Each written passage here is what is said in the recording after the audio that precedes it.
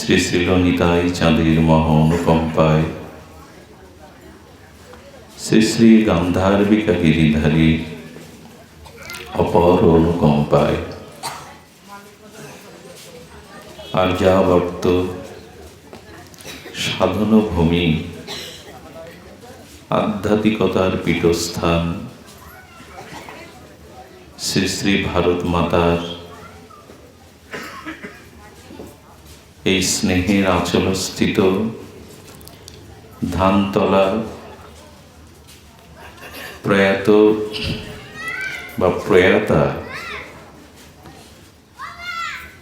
উপেন্দ্রচন্দ্র রায়, Helena রানী রায় মহাশয় মহাশয়া পারলৌকিক আত্মকল্যাণার্থে সুযোগ্য উত্তর পুরুষগণ শ্রীযুক্ত মন্টু রায়, শ্রীযুক্ত নান্টু রায়, শ্রীযুক্ত অমূল্যচন্দ্র রায়, শ্রী জগন্নাথ রায় এবং তার পরিবর্গ তাদের ঐকান্তিক শুভ মানুষে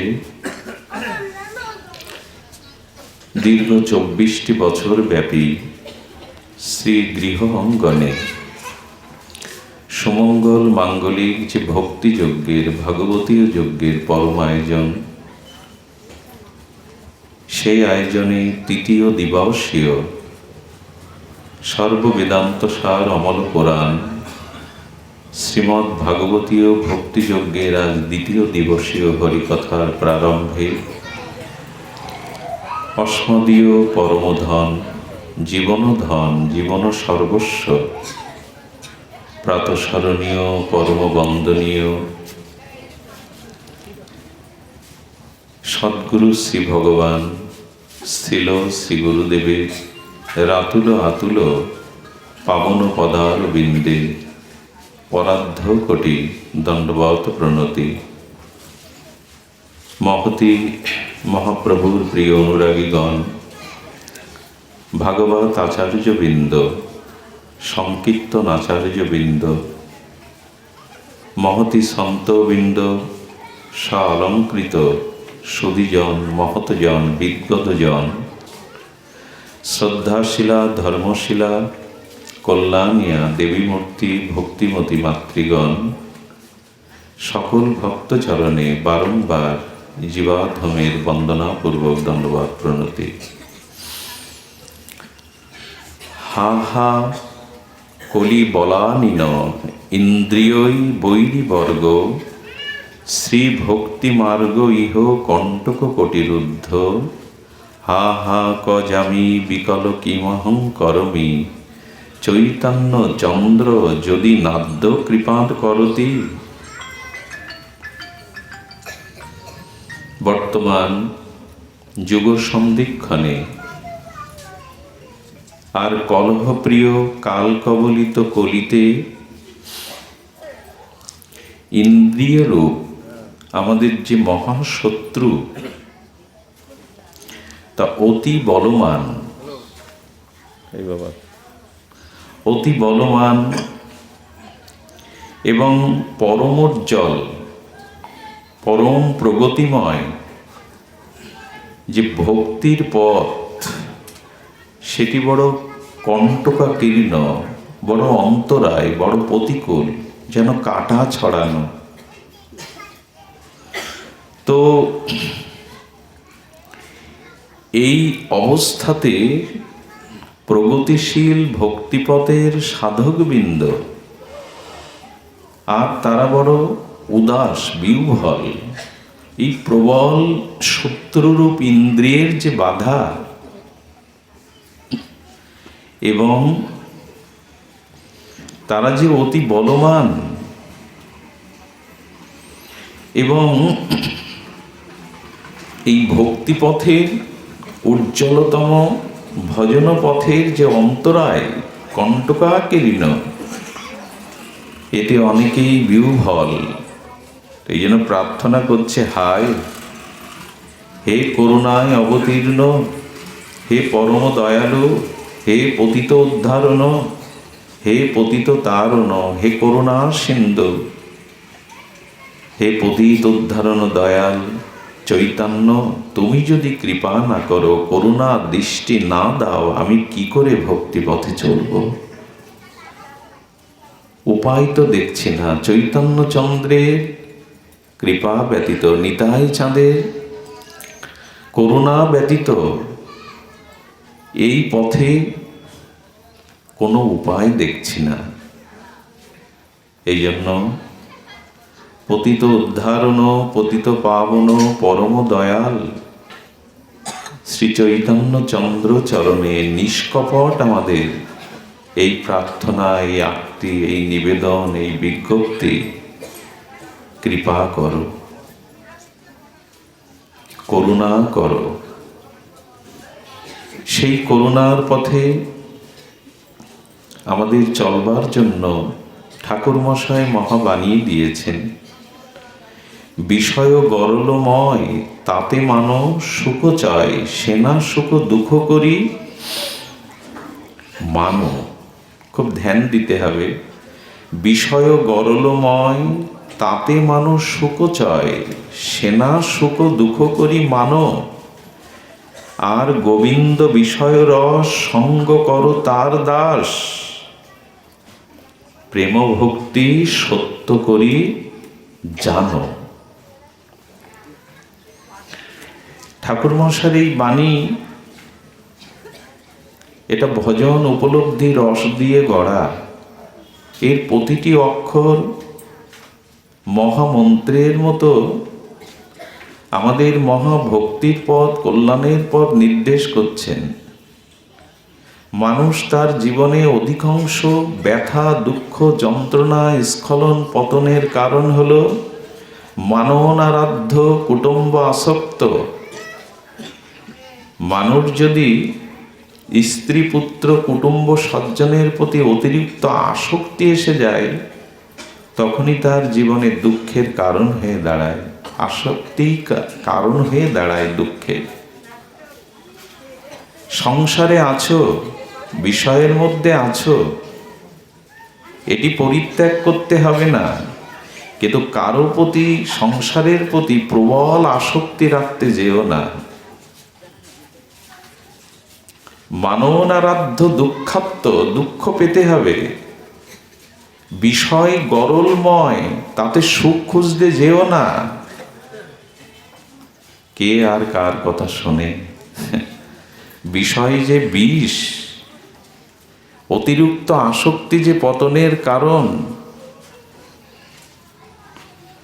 আসক্তি আমাদের ভজনের পথে, কল্যাণের পথে বড় অন্তরায়। সংসার আছে আছে, কর্তব্য কর্ম করতে হয়, করব, কিন্তু মনটাকে বোঝাতে হবে গৌর গোবিন্দ শ্রী গুরু ছাড়া মনের আসক্তি যেন অন্য কারোর প্রতি খুব গাঢ় না চলে যায়। ঠকতে হবে। বিষয়ের শক্তি বিষয়ের রূপ নেয়। তুমি তাকে সুখ মনে করতে যেও না। গ্রামের কোনো অজ্ঞ, অশিক্ষিত আর অবুঝ, সে বিষাক্ত সর্প সম্পর্কে তার পূর্বের কোনো ধারণাই নেই। আর যদি মাঠে প্রান্তরে ঘুরতে ঘুরতে সে দেখে একটা মালা পড়ে আছে, আসলে একটি বিষাক্ত সর্প বা সর্পিণী, দেখবেন বিষাক্ত সর্পিণীর গায়ে বিচিত্র অঙ্কিত থাকে। তো বিষাক্ত সর্পিণী কুণ্ডলাকৃত হয়ে পড়ে আছে মাঠের প্রান্তরে। সাপ সম্পর্কে অজ্ঞ ব্যক্তি যদি ওই চিত্র বিচিত্র ফণিনী সাপিনীকে মালা পরে গলে পড়ে, তাকে বিষের যন্ত্রণা, দংশন সহ্য করতে হবে কিনা? তো সংসারের বিষয়কে সুন্দর মালার মতো মনে হয়, গলে যারা পড়েছে তারা বিষের যন্ত্রণায় ছটফট করছে। এখন এটি মালা মনে করে পড়ি আমরা। তাতে মানব সুখ চায়, এতে কেন সুখ মানছ?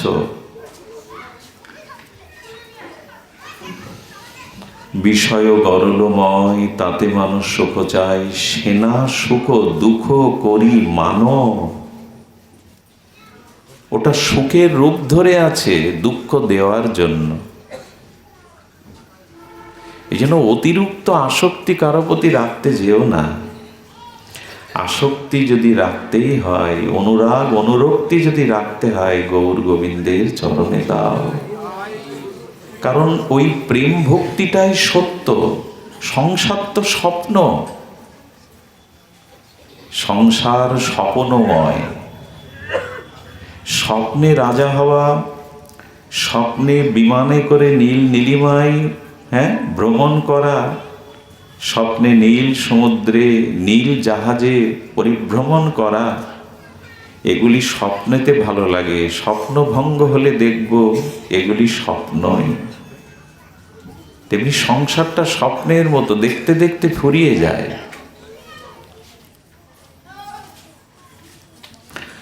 সংসারে কর্তব্য অবহেলা করা উচিত নয়। আমার প্রতি যাদের দায়িত্ব, পিতা হিসাবে, স্বামী হিসাবে, ভ্রাতা হিসাবে কর্তব্য করো, কিন্তু অতিরিক্ত আসক্তি তোমার দুঃখের কারণ হয়ে দাঁড়াবে। মাননারাধ্য দুঃখাত্ম কুটুম্ব আসক্ত মানসা। দুঃখ তোমার জীবনে আসবে, স্খলন পতন এসেছে, আসবে। এই জন্য উপায় বলছেন কি, গোবিন্দ বিষয় রস, বিষয় রস না, গোবিন্দ বিষয় রস সঙ্গ কর তার দাস। এই প্রবল দুর্বার ইন্দ্রিয়ের দ্বারা বিষয় রস তুমি পান করছো, এই বিষয় রস বিষ। এজন্য গোবিন্দ বিষয় রস সঙ্গ কর তার দাস। শ্রী ভগবানের অসমাদ্য সৌন্দর্য মাধুর্য, সেই সাধন ভক্তি, ভাব ভক্তি, প্রেম ভক্তির রস যিনি হৃদয়ে ধারণ করেছেন, সেই শুদ্ধ গোবিন্দ রসসিক্ত নির্মল শুদ্ধ গোবিন্দ ভক্ত, গৌর ভক্ত, শুদ্ধ ভক্তের সঙ্গ করো। গোবিন্দ বিষয় রস সঙ্গ করো তার দাস। উপায় বলছেন, দুঃখ থেকে, স্খলন হতে, ভক্তির অন্তরায় থেকে, কোটি কণ্টকাকীর্ণ এই পথ থেকে যদি তুমি আর প্রেম ভক্তির পথে, সত্যের পথে, মুক্তির পথে, আত্মকল্যাণের পথে, শুদ্ধ প্রেম ভক্তির পথে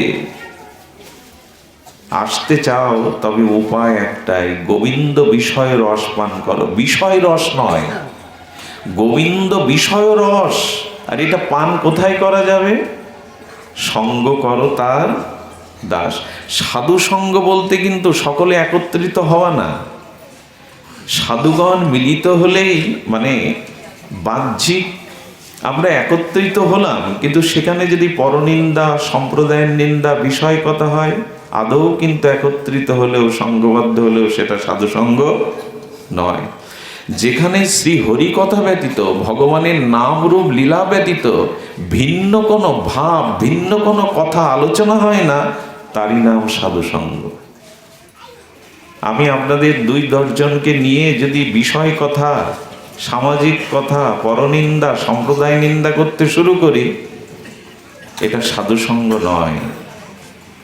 সাধুসঙ্গে শ্রীহরির নামামৃত, করুণামৃত, লীলামৃত, প্রেমামৃত, ভক্তি অমৃত যেখানে প্রবাহ নদীর মতো স্রোত হয়, হরিকথার স্রোত, নামের স্রোত, তাকেই বলে সাধুসঙ্গ। দেখুন, ভগবান সচ্চিদানন্দ রূপায় বিশ্বোৎপত্তাদি হেতবে তাপত্রায় বিনাশায় শ্রীকৃষ্ণ বয়ং নমঃ। সচ্চিদানন্দ স্বরূপ ভগবান মঙ্গলময়, শ্রী ভগবান মঙ্গলময়। আর শ্রী ভগবানেরই মতো তার অভিন্ন স্বরূপ নামও মঙ্গলময়। ভগবানের ধাম মঙ্গলময়। এই যে ভগবানের লীলা, দিব্য লীলা, এটিও মঙ্গলময়, সবই মঙ্গলময়। শ্রী ভগবান সচ্চিদানন্দময়, পরম মঙ্গলময়, তার নাম মঙ্গলময়। তার নাম আমাদেরকে তারণ করে, প্রেম ভক্তি দানে নামের সমত্ব অভিন্ন গোবিন্দ স্বরূপ। তার লীলা, তার ধাম, এগুলি সব পরম মঙ্গলময়, পরম কল্যাণ গুণপেত। আচ্ছা, অনেকেই বলে নাম বলছেন, নাম গ্রহণের জন্য সমগ্র শাস্ত্র এই মঙ্গলময় ভুবন মঙ্গল, নাম গ্রহণ, নামে যে আমার রুচি হয় না। প্রায় এই প্রশ্নটা আসে। নামের মহিমা শুনছি, শ্রবণ করছি, কিন্তু নামে যে রুচি নাই। আচ্ছা, নামে রুচি না হলেও আপনি নাম নিতে থাকুন, নাম গ্রহণ করতে থাকুন। আচ্ছা, আপনি ট্রেনে উঠেছেন, দিল্লি আপনার যাওয়ার কথা, কিন্তু মন চাইছে না। চলন্ত ট্রেনের মধ্যে বসে বসে মনে করছেন দিল্লি যেতে মন চাইছে না, মই চাচ্ছে না। চলন্ত ট্রেনে মন না চাইলেও ট্রেনকে আপনাকে নামাবে। ট্রেন কিন্তু দিল্লি পর্যন্ত, পেছন দিয়ে যাও মা, দিদি এসো। কি বলছেন? চলন্ত ট্রেনের মধ্যে আপনি মনে করছেন যে আমি আমার দিল্লিতে যাব না, কলকাতায় যাব না, কিন্তু যাব না বললেই কি আর ট্রেন আপনাকে নামাবে? লক্ষ্য পর্যন্ত আপনাকে পৌঁছায় দেবে। তেমনি রুচি হোক বা অরুচি, যেন তেন ভাবে ভগবানের নাম নিলে নাম ট্রেন আপনাকে লক্ষ্যে পৌঁছে দেবে দেবে। যেভাবে নিলে হলো, যেভাবে নিলে হলো, এমন নয় রুচি হচ্ছে না। নাম নিতে থাকুন, এটি পরম সুমঙ্গল, পরম মঙ্গলপ্রদ। তার নাম সচ্চিদানন্দ ভগবান, তার ধাম, তার লীলা পরম মঙ্গলময়, পরম কল্যাণময়। এগুলি জীবের, এগুলি বলা হয়েছে প্রেম ভক্তি সত্য করি মানো, এগুলিকেই সত্য করে জানো, এগুলিকেই জীবনে গ্রহণ করো, সঙ্গ করো তার দাস। আচ্ছা, ভগবান পরম মঙ্গলময়, তার নাম সুমঙ্গলময়, তার লীলা, তার ধাম সর্বমঙ্গলময়,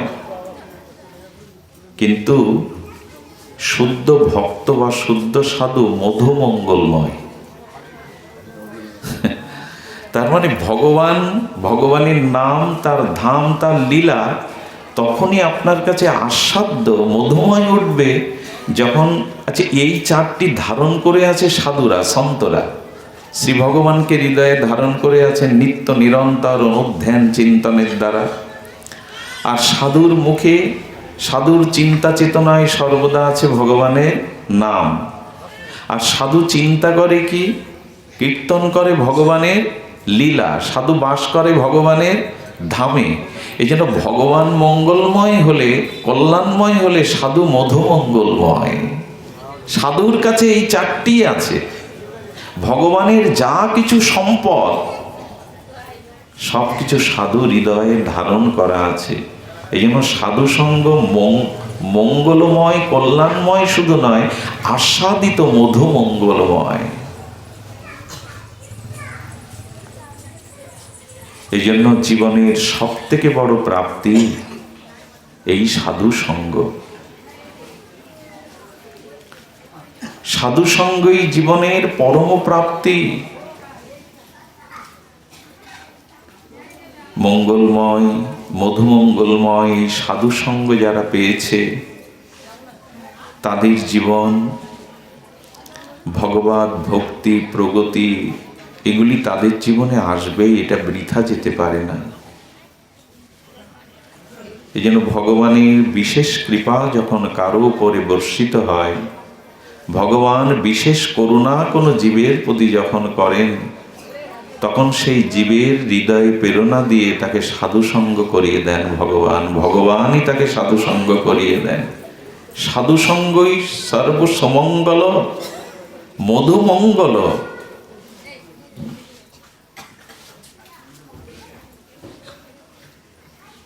এজন্য শুদ্ধ ভক্ত সঙ্গই আমাদের একমাত্র কাম্য।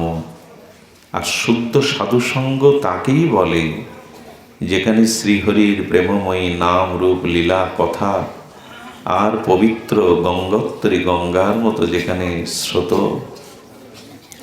ধারা বয়।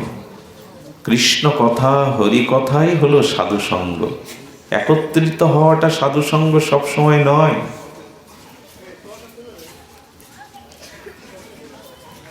সাধুসঙ্গের মহিমা দেখুন। আপনাদের মনে আছে আমাদের মাধব দাস বাবাজি বৃন্দাবনের ভগবানের সখ্যরসের এক পরম সন্তান। ইনি বৃন্দাবন হতে একবার জগন্নাথ পুরীতে গিয়েছিলেন। পুরীতে গিয়ে উনি হরিনাম করতে করতে কিছু বাড়িতে মাদুকরি ভিক্ষা করতেন। দেখুন সাধু মহিমা, সাধু সঙ্গের মহিমা। মাধব দাস বাবাজি যে বাড়িতে প্রতিদিন প্রথম যেতেন তিনি সাধু বিদ্বেষী এক মা। তাকে প্রায়শ গালি দিত, চরম গালি দিত। পাশে ভক্তরা বলল, বাবা তো গালি দেয় কেন, প্রতিদিন আগে যান, ওইখানেই কেন যান? বলে সবাই সব রকম দেয়, এ ভিন্ন মাত্রার একটা জিনিস আমাকে দেয়, ভালো লাগে। সবাই তো সব দেয়, ও যে জিনিসটা দেয় অন্য কেউ দেয় না, এটা ভালো লাগে। সাধুর স্বভাব দেখুন, সবাই তো স্তুতি করে, প্রণাম করে, প্রসাদাদি দেয়, কিন্তু ও একটা ভিন্ন জিনিস দেয়। সেদিন ওই মা এই কাপড়ের ন্যাকড়া দিয়ে না, পোতা বলে মনে হয়, ওই দিয়ে ঘর মার্জন করছিলেন। কিছুটা মাথায় রাগও ছিল। রাগ মানে তার পুত্রবধূ এসেছে ঘরে, কিন্তু কোনো সন্তান পায়নি, তার উত্তরাধিকারী কেউ আসেনি। এই একটা মনে কষ্ট যন্ত্রণা নিয়ে ঘর মুছছে। জয় রাধা মাধব, জয় গিরিধারী বলে উপস্থিত সাধু। সেদিন আর গালি দেবে কি, গালির সাথে সাথে সেই পোতাটাই ছুঁড়ে বুকে মেরেছে মাধবদাস বাবাজি। মাধবদাস বাবাজি একগাল হেসে উঠেছেন, আজকে তো কিছু পেলাম, গালির সাথে সাথে আজকে তো কিছু পেলাম। তবে শোন মা, আমি তোকে একটা জিনিস দেব। তখন ভয় হয়েছে, নিষ্কিঞ্চন সাধু তো, তার ভজনের প্রভাব আছে তো, যদি অভিশাপ দিয়ে দেয়। একে তো জ্বালায় জ্বলছি, সংসার কোনো উত্তরাধিকারী নাই, পোতা নাই। তো বললেন, যখন তুই ঘর মোছা পোতা দিলি, যা তোর পোতাই জন্মাবে, ঘরে তোর পোতাই হবে, আমি আশীর্বাদ করলাম। মনে মনে কষ্ট পেলেন, কিন্তু সাধু বাক্য, ভগবানের বাক্য লঙ্ঘন হয়, ভক্তের বাক্য লঙ্ঘন হয় না। দেখুন ভজন নড়ে যায়, ভগবানও নড়ে যায়, শুদ্ধ ভক্ত বা সাধু নড়ে না। বৃন্দাবনের এক মহাত্মা জীবাদমকে বলেছিলেন, ভজনও নড়ে, ভগবানও প্রতিজ্ঞা ভঙ্গ করে, সাধু মহাত্মা সে কখনো নড়ে না। সাধু বাক্যের তার ঘরে ফুটফুটে ঘর আলো করে উত্তর পুরুষ পোতা জন্মালো।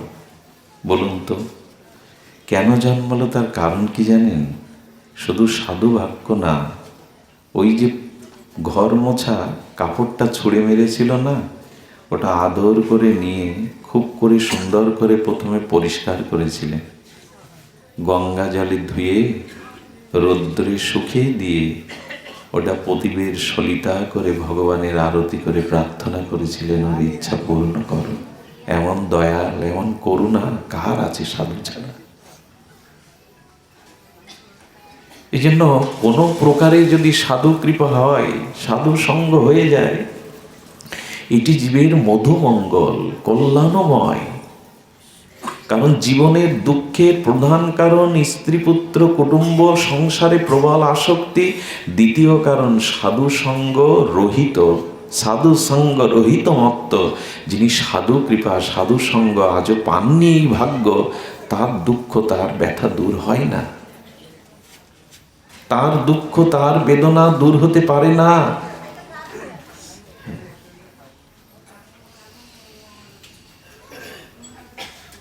একবার এক বনপথ দিয়ে যেতে যেতে না, সাধু সঙ্গের মহিমা মনে পড়লেই যেন ঝরঝর করে ঝর্ণা ধারার মতো সাধুর মহামহিমা, তার বিচিত্র চরিত্র স্মরণে আসে। তো সাধু বনপথ দিয়ে যেতে যেতে সেখানে চোর, দস্যু বলতে পারেন, ওই অর্থকড়িগুলো কি এনেছে ভালো করে ভাগ করছিল, নিজে নিজেই দেখছে কি পেয়েছে। ওখানে সেই মহাত্মা গিয়ে উপস্থিত। এখন দস্যু হলে কি হবে, সাধুকে দেখে অন্তত প্রণামটা করেছে। সাধু তো আমার কাছ থেকে ছিনিয়ে নেবে না, সাধু বাবা আশীর্বাদ করুন, তবে এই আশীর্বাদ করবেন আমি কিন্তু চুরি ছাড়তে পারবো না। সরল তো, চুরি করলেও ভেতরটা একটু সরল, অনেক চুরি ছাড়তে পারবো না, সেই আশীর্বাদ দিই। তখনও বলছে, দেখ আমি তোকে 4টি উপদেশ দিয়ে যাচ্ছি, তোর কল্যাণ হবে, তবে চুরি তোকে আমি ছাড়তে কখনোই, এটা তো পারিবারিক পেশা, পরম্পরা পেশা, এটা তুই করবি, কিন্তু এক কাজ করবি, তুই সদা সত্য কথা বলবি। চুরি করে যদি ধরাও পড়িস সত্য বলবি, আর যেটা পাস না, যেটা চুরি করে আনিস, ওটা আগে ভগবানকে নিবেদন করে দিস, আর যে অর্থ আসে ওর থেকে তাতে একটু সৎ কাজে, পবিত্র কাজে, মঙ্গল কাজে, ভক্ত সেবায় দিয়ে দিস, এতে তোর কল্যাণ হবেই হবে। এইটুকুই সামান্য দর্শন, বনের মধ্যে 3টে মাত্র উপদেশ। ও করে কি চুরি করতে করতে করতে করতে ওর মনে এটা চিন্তা এলো, ওই দেশের যিনি রাজা, তার একটি শ্বেতশুভ্র বিদেশি দামি ঘোড়া আছে, কয়েক লক্ষ টাকা দাম। এটা চুরি করা সহজ, এটা চুরি করা সহজ, এটা করলে আর বহুদিন আমার চুরি করা লাগবে না। উনি করেছেন কি, সেনাবাহিনী, রাজার যে সেনা, তাদের পোশাক গড়িয়ে সেনা রূপে ঢুকছে। এমনি তো ঢুকতে দেবে না ঘোড়াশালে। পাহারাদার যিনি প্রথমে ছিলেন, তিনি বলছেন, কে যায়? সাধুর উপদেশ মনে আছে তো, সর্বদা সত্য বলবি। বললো, আমি চোর যাচ্ছি চুরি করতে। তো ওই যে রাজার সেনার পোশাক তো দেখে বলছেন, আমি সতর্ক আছি কিনা, এই জন্য উনি এই পরিচয় দিচ্ছেন, আমি চোর চুরি করতে যাচ্ছি, তুমি সতর্ক আছি কিনা? আপনি জান, আমি সতর্ক আছি, জেগে আছি। বলি, বাবা সত্য কথা বললে ঢুকতে দেয় নাকি চোরকে? তো প্রথম উপলব্ধি হলো। দ্বিতীয় স্তরে যিনি আছেন ঘোড়াশালে, তিনিও একই বাক্য, কে যায়? যে আমি চোর, চুরি করতে এসেছি। তো উনি ভাবলেন, নিশ্চয়ই রাজার কোনো বিশেষ প্রয়োজনে তার সেনাকে পাঠিয়েছে তাকে বাধা দেওয়া, তাহলে এই রাত্রে আসবে কে করে কোনো সেনা? ঘোড়াটা নিয়ে সেই ভোরের দিকে যখন ঘোড়ার লাগাম ধরে চুরি করে নিয়ে যাচ্ছে, রাজা ভোরবেলা ওঠেন। উঠে তিনি ঘোড়াটাকে এত ভালোবাসেন যে নিজে অনেক সময় পরিচর্যা করেন, দেখে যে ঘোড়াশালে ঘোড়া নেই। সেনাদের পাঠালেন, পূর্ব বৃত্তান্ত শুনলেন। ছুটতে ছুটতে মঙ্গল আরতির সময় হয়েছে এক শ্রীরাম মন্দিরে। যেতে যেতে পথের পাশে শ্রীমন্দিরে আরেকটি জিনিস বলে দিয়েছিলেন, যে যদি কখনো ভগবানের শ্রীমন্দিরে সন্ধ্যাকালীন বা মঙ্গল আরতি হয়, এটা দর্শন করিস। 4টি বিধিনিষেধ দিয়েছিলেন, অর্পণ করিস, সত্য বলবি, আর কিছু অর্থ সৎ কাজে, সন্ত সাধু সেবায়, মঙ্গল কার্যে নিবেদন করিস। যেই মঙ্গল আরতির শঙ্করধ্বনি হয়েছে, ঘোড়াটা গাছে বেঁধে রেখে মন্দিরে গেছেন মঙ্গল আরতি দেখতে। একটা কথা বলি, দেখবেন আরতির অগ্রে শঙ্করধ্বনি, ঘণ্টার ধ্বনি করা হয় এই জন্য, যদি কেউ দিব্য মঙ্গল আরতি ভগবানের দর্শন করে প্রভাতে, বা সন্ধ্যা আরতি গৌর গোবিন্দের শ্রীবিগ্রহের আরতি দর্শন করে, তো 10,000 গাভী দান করলে যে পুণ্য হয়, তার থেকে বেশি পুণ্য হয় ভগবানের শ্রী আরতি দর্শন করলে। যেন আরতির সময় যদি পাশ দিয়ে কোথাও যান, একটু দাঁড়াবেন। শ্রীবিগ্রহের শ্রীমঙ্গলময় আরতি দর্শন করলে ভগবান অত্যন্ত প্রসন্ন হন। 10,000 গাভী দানের থেকে ভগবানের দিব্য মঙ্গল আরতি দর্শন আরো কল্যাণময়, আরো পূর্ণময়। ও আরতি দর্শন করছে এবং মনে মনে বলেছিল, যা পাবি চুরি করে আগে নিবেদন করবি ভগবানকে। ঘোড়াটাই আমি গল্প শোনাচ্ছি না, ভক্তমাল চরিত্রে নাভাজি গোস্বামী উল্লেখ করেছে সাধু সঙ্গের মহিমা। তো রামচন্দ্র ভগবানকে ঘোড়ায় দান করে দিয়েছেন। দান মানে মনে মনে স্মরণ করে অর্পণ করে দিয়েছেন, আমরা মনে মনেও যেমন মানুষে অর্পণ করি। রাজার সেনারা এসে দেখছে ঘোড়া বাঁধা, এবং এটাই তো রাজার ঘোড়া, সেনারা ঘিরে ধরেছে, ও চলে এসেছে। ওই যখন বন্দি করতে যাবে, সেনারা হঠাৎ তাকিয়ে দেখছেন পুরো শ্বেতশুভ্র সাদা ঘোড়াটা কালোই রূপ নিয়েছে। তো এর মধ্যে তো রং গায়ে দিয়ে বদলানো সম্ভব না। ওরা ভালো করে দেখে বলছেন, সাদা ঘোড়া যদি কালো হয় আমরা নির্ণয় করতে পারছি না, রাজাকে সংবাদ দিন। রাজা এসে ঘোড়ার কিছু বিশেষ লক্ষণ তার জানা ছিল বলে, এটা আমারই রং না, কিন্তু রং বদলে গেল কি করে? রাজা দস্যুকেই বলছেন, সমাধান করো, ঘোড়া আমার, কিন্তু রং বদলায় কি করে?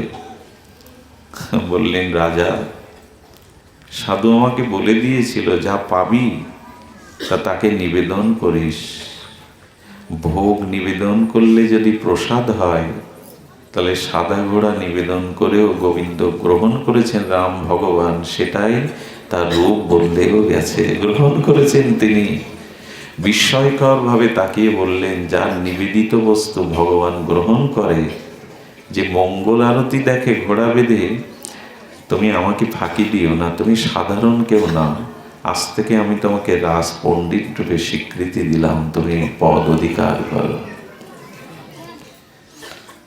রূপক ভাবে বলতে গেলেও হয়, মানুষের জীবন পরশ পাথরের মতো বদলে দেয় শুদ্ধ ভক্ত সঙ্গ। কয়টি উপদেশ,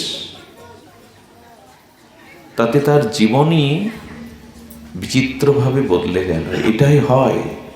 নলকূপ মণিগ্রীবের মতো, আর এমন স্খলিত চরিত্রে দেবতার পুত্র, কুবের পুত্রদয়, কৈলাসে বাস, তাদের এই অধঃপতন দেবর্ষিপাদ নারদের দৃষ্টিতে আসায় তারা গোবিন্দ চরণও পেয়ে গেলেন। এটাই হয়। এজন্য জীবনে মধুমঙ্গলময় মহাকল্যাণময় সাধু সঙ্গ থেকে বিরত হবেন না। দুঃখ হৃদয়ের ব্যথা কোনোদিনই যাবে না, কারণ সাধু সঙ্গের মধ্যে দিয়েই আমাদের চিত্তে শুদ্ধ ভজন সৃষ্টি হয়, অনুরাগ সৃষ্টি হয়। এজন্য সঙ্গ করো তার দাস, গোবিন্দ বিষয় রস, সঙ্গ করো তার দাস, প্রেম ভক্তি সত্য করি মানো। এই জীবনে যদি কিছু সত্য থেকে থাকে, যদি তোমার জীবনে পরম প্রাপ্তি বলে কিছু থাকে, সেটাই প্রেম ভক্তি, এই সাধু সঙ্গ, এই ভজন, এটুকুই সত্য করে মানো। কিন্তু আজ একটা কালের প্রবাহে আমরা গা ভাসিয়ে দিয়েছি। সাধু সঙ্গ মোহিত রক্ত, বিদ্য সেবা পরিশ্চুত। ভগবানের সেবা ভিন্ন, সাধু সঙ্গ ভিন্ন। দুঃখ কি করে যাবে? জন্ম মৃত্যু চক্রের অভিশাপ কি করে যাবে?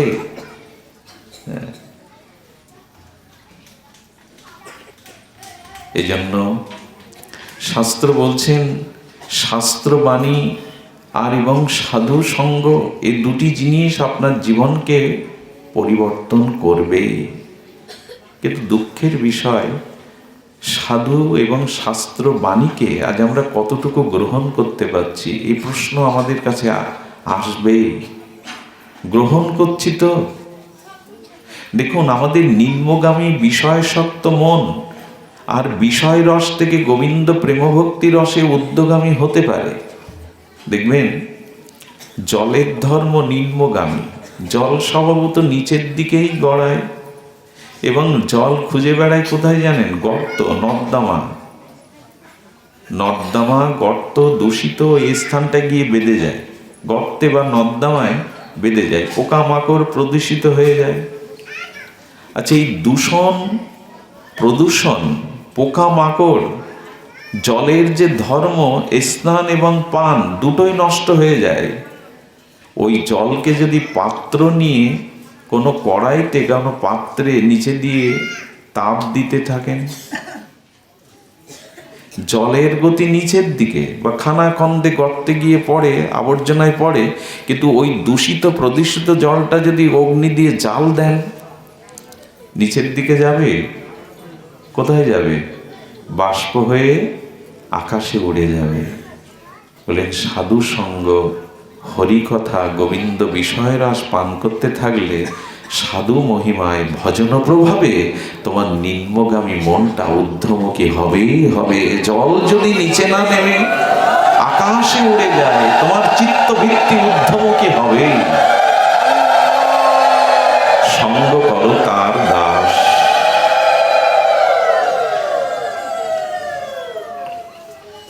এজন্য ভগবৎ সঙ্গ, সাধু সঙ্গ, এইটি ছাড়া আমাদের অন্য উপায় নাই। সঙ্গ করো তার দাস, তার দাসানুদাসের করুণা কৃপায়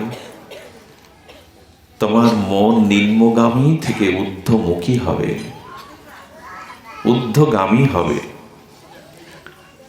এই জন্য শাস্ত্রে বারবার বারবার এই মহিমা এসেছে। গোবিন্দ গুণগাথা, প্রেমময় লীলাগাথা, এগুলি তোমার জীবনকে সাধুসঙ্গময়, মঙ্গলময়, মধুমঙ্গলময় করবে। এই জন্য ভগবৎ সেবা, সাধুসঙ্গ, হরিকথা আলাপন, এটি জীবের একমাত্র মঙ্গল কল্যাণময় পথ। দেখুন, ভগবানকে ভালোবাসাটা আসে, এই যে সাধু সঙ্গের দ্বারা ভগবানের প্রীতি বা ভালোবাসাটা আসবেই। একটা জিনিস লক্ষ্য করবেন, ভগবানের আহ্বান এবং মহাকালের ডাক কেউ উপেক্ষা করতে পারবেন? গোপীদের বংশীধ্বনিতে গোবিন্দ ডাকলেন, কোনো অপেক্ষা কি তারা করেছিল? কারো কোলে সন্তান ছিল, দুগ্ধপানরত, সন্তানকে ছুঁড়ে ফেলে গোপী চলল। কতগুলো আবার ভুল অর্থ করবেন না। গোবিন্দ ডাকলে, শ্রী গোবিন্দ মুরলীর ধ্বনিতে যদি আপনাকে ডাকে, কোনো অন্তরায়, কোনো অপেক্ষা আপনাকে বাধা দিতে? কেউ বা স্বামী বক্ষ বিলাসিনী হয়েছিলেন, স্বামীকে ফেলে দিয়ে ছুটল। কেউ বা দুগ্ধ দহনে রত ছিল, সেই দুগ্ধ দহন ক্রিয়ার মতো হাত অনুকরণ করছে, অবশ্য গোবিন্দের বাঁশিতে ছুটেছে।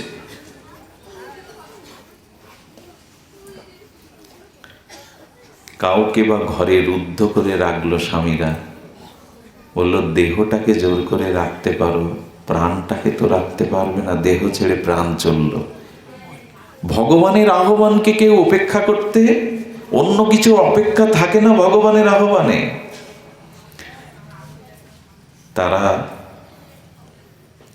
তারা চোখের কাজল ঠোঁটে দিল, ঠোঁটের লালিমা চোখে দিল, নূপুর গলায় পড়লো, হার পায়ে পড়লো, সব ভুল হলো, কিন্তু অপেক্ষা থাকলো না গোবিন্দের কাছে যেতে। তেমনি ভগবানের আহ্বানে যেমন কোনো বস্তুর অপেক্ষা আপনাকে অন্তরায় বাধা দিতে পারে না, তেমনি যেদিন কালরূপ মৃত্যু আপনাকে ডাকবে, মহাকাল যেদিন আপনাকে ডাকবে, সেদিনও আপনার অন্যের অপেক্ষা থাকবে তো? গাড়ি বাড়ি, স্ত্রী পুত্র বন্ধু সজ্জন, কেউ রাখতে পারবে কি মহাকালের ডাক যদি আসে? তো মহাকালের ডাক তো আসছে, কোনো কিছুতেই কিন্তু কোনো অন্তরায়, কোনো অপেক্ষা সেদিন আপনার জন্য করবে না। এই মহাকালের ডাকটা মাঝে মাঝে শুনতে হয়। ভগবানের ডাকে যেমন গোপীরা অন্য কিছুর গৃহধর্ম, কুলধর্ম, নারী ধর্ম, বেদ ধর্ম, সংসার ধর্ম অপেক্ষা রাখেনি, তেমনি মহাকালের ডাক এলেও কিন্তু আমাদের অন্য অপেক্ষা। সমস্ত অর্থ দিয়ে কি বলতে পারবেন কাল 10টা মিনিট সময় দাও গোবিন্দকে ভজি? অপেক্ষা করবে না। তো সেই মহাকালের ডাক তো আসছে। এত কিছু জড়িয়ে নিয়ে থাকলে, আসক্তি থাকলে সেদিন করবোটা কি? বরঞ্চ সংসারের কপটতা না আমাদের চোখে ধরা পড়ে না। একবার গ্রামে একজন মারা গেলেন, তো আমাদের একটু ডাক হয়, হরিনাম করতে চলো। বৈষ্ণবদের ওই এক কাজ, মরলে তখন তাদের দরকার, অন্য সময় দরকার কিনা জানি না, এসে একটু হরিনাম করে দিয়ে যাও। তো আমরা গিয়ে দেখি ওনার কাঁথা, কাপড়, বালিশ, ছাতি, লাঠি এইগুলো দিচ্ছে।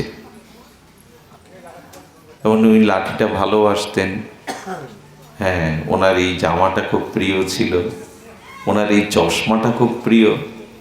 এমনি করে সব যখন দিচ্ছে, আচ্ছা এই সবগুলো ছাতি, লাঠি, চশমা, কাঁথা, কাপড় দিল আপনার সাথে, আপনার হাতে যদি খুব শখের দুভরি সোনার আংটি থাকে,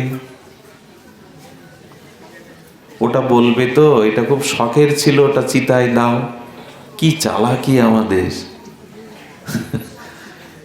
কার জন্য অপেক্ষা করছেন? ওই ছাতি লাঠি দিয়ে দেবে, ওগুলো মূল্যহীন, আর ওগুলো জরাগ্রস্ত ব্যাধি মানুষ আপনার ওই কাঁথা কাপড় জামা কে ব্যবহার করবে? কিন্তু আংটিটা কান্নাকাটির মধ্যে খুলে ঘরে তুলবে, আপনাকে তুলবে না। এই চালাকিগুলো আমাদের চোখে, চশমা তো সংসারের রঙিন পর্দা, আমরা বুঝতে পারি না।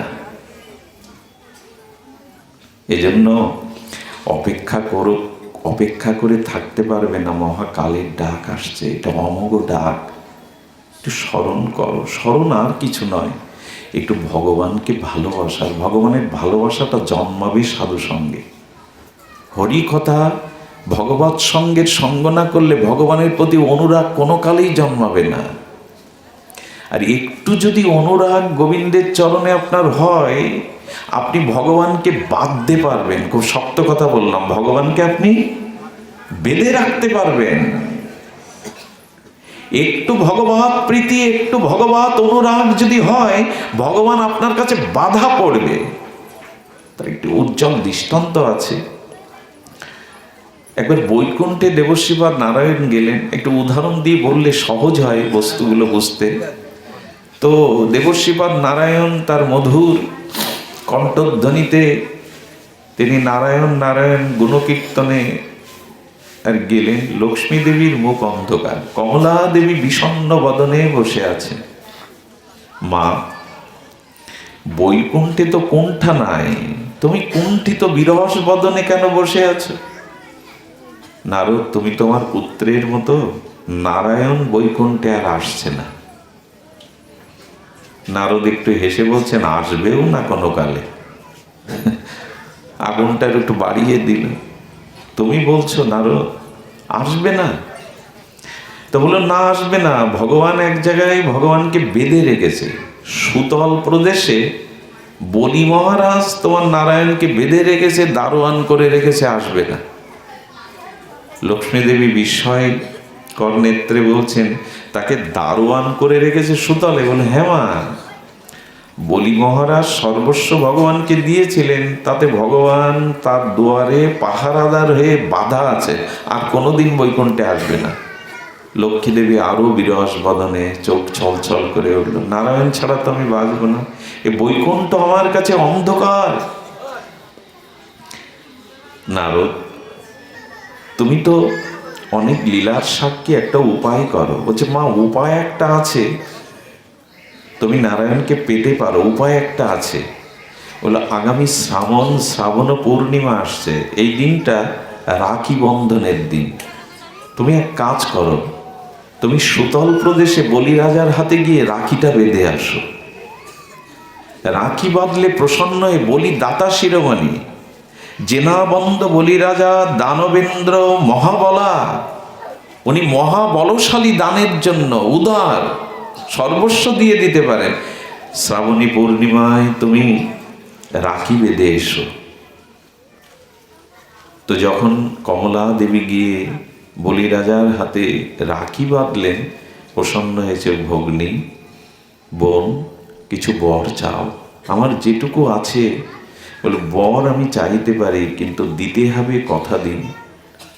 দাদা, বড় আশা করে এসেছি। বলে হ্যাঁ রে, তুমি যা চাইবে আমি বর দেব, কথা দিলাম। বলে ওই যে তোমার দারোয়ানকে আমার খুব পছন্দ হয়েছে, ওকে দিয়ে দাও আমায়।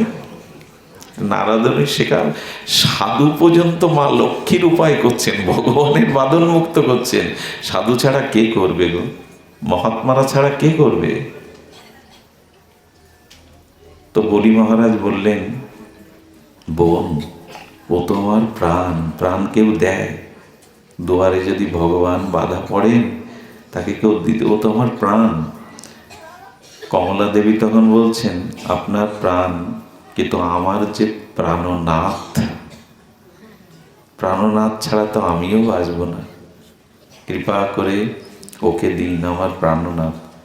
সব ঘটনার সাক্ষী নারদ এসে উপস্থিত। বললেন এর একটা মীমাংসা আমি আপনাদের যদি করে দেই।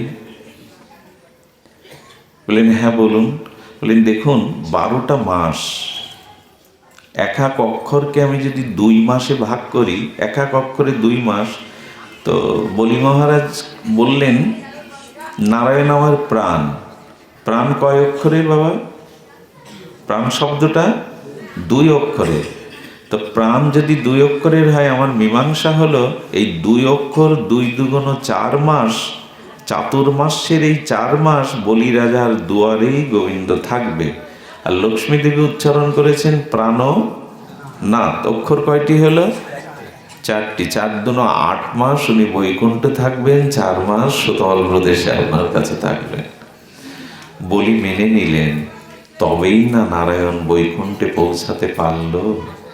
অহং ভক্ত পরাধীন। ভক্তের কাছে ভগবান চিরদিনই বাধা পড়েন। যশোমতী মায়ের বাৎসল্য প্রেমের রঞ্জু বন্ধন স্বয়ং গোবিন্দ কাটতে পারেননি। যশোদা মায়ের দাম বন্ধনে গোবিন্দ শক্তি প্রয়োগ করেছিলেন, সখাদেরও আহ্বান করেছিলেন, যমলোর্জুন উৎপাটন করেছিলেন, কিন্তু বন্ধন মুক্ত হতে পারে। ভগবানকে বাঁধলে কি করে সেই বন্ধন মুক্ত হবে?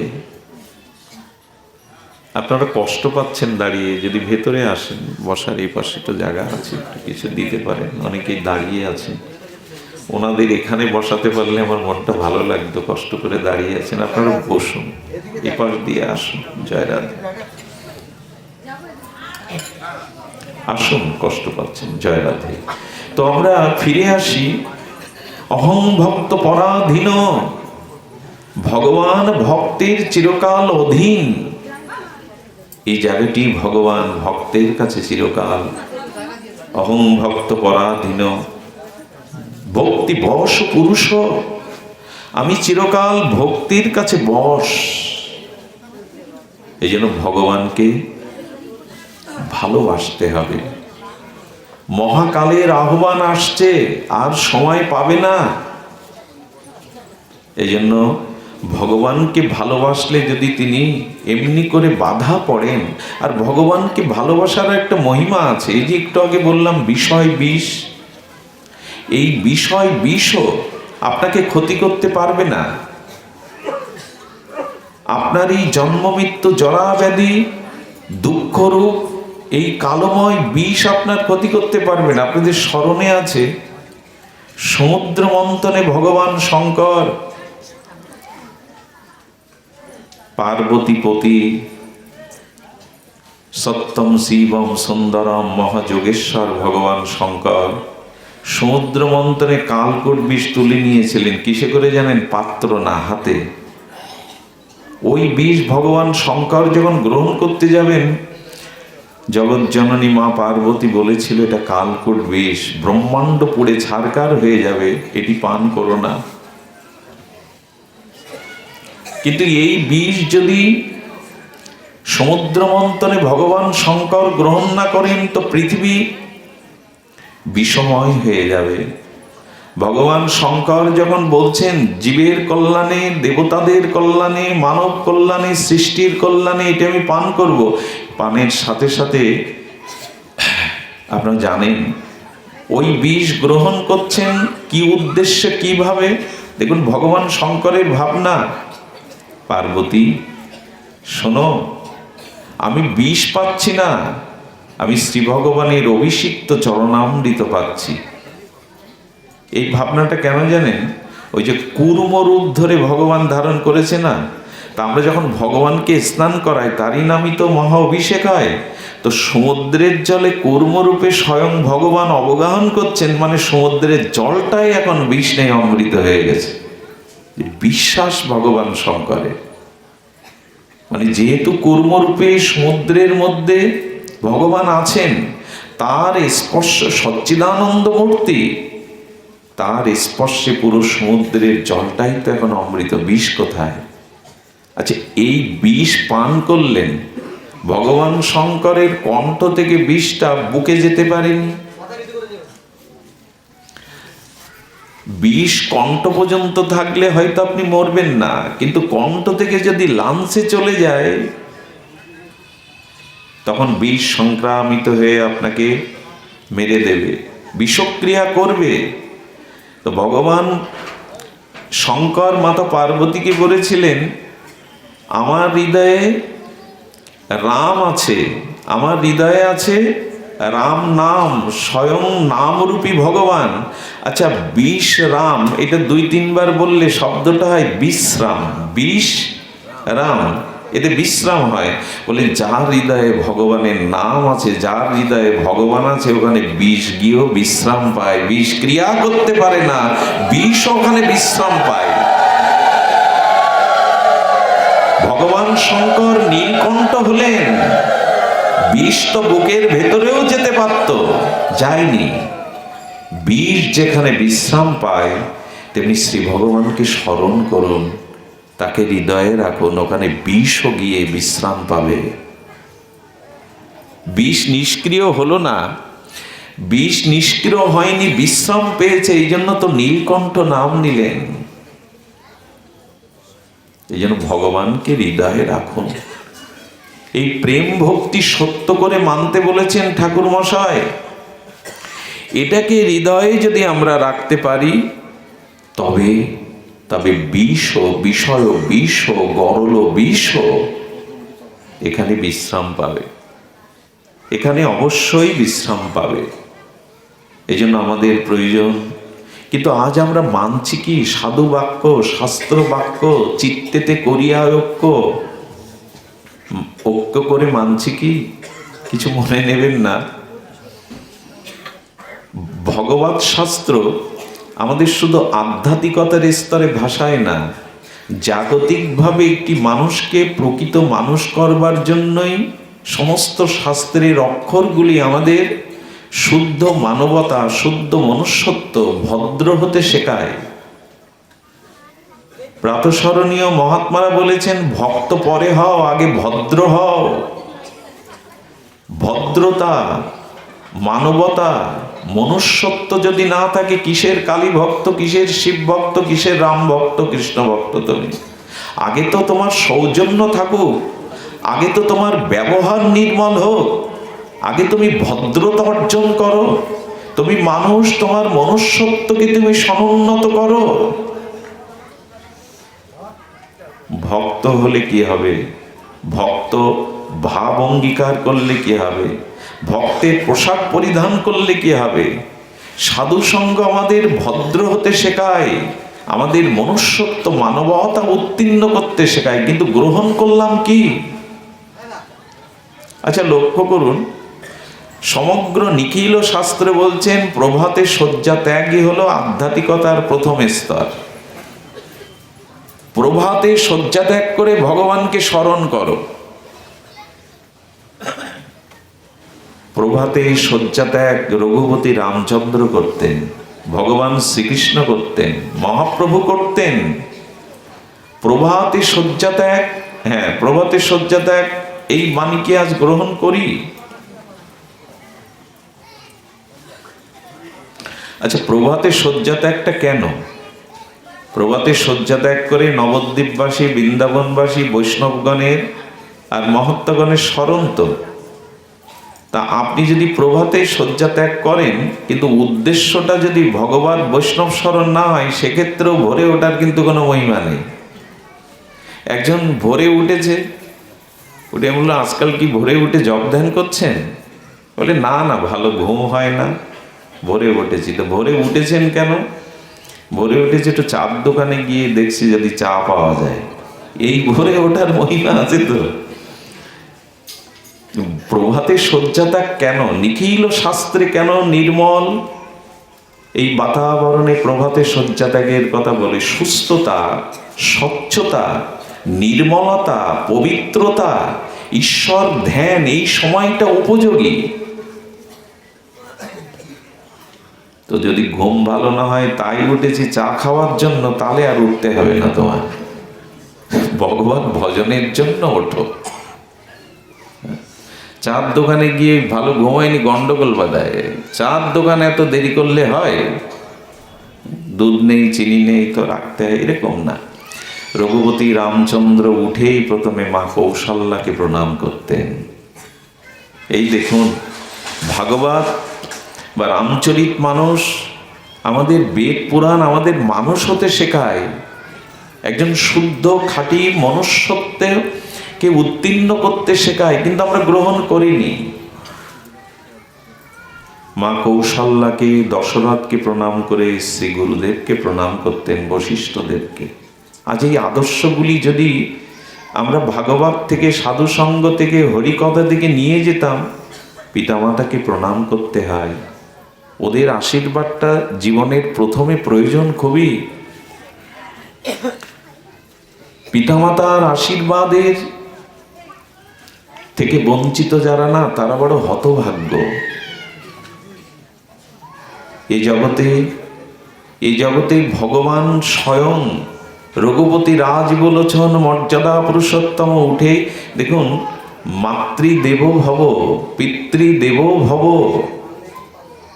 আচার্য দেব ভব, অতিথি দেব ভব।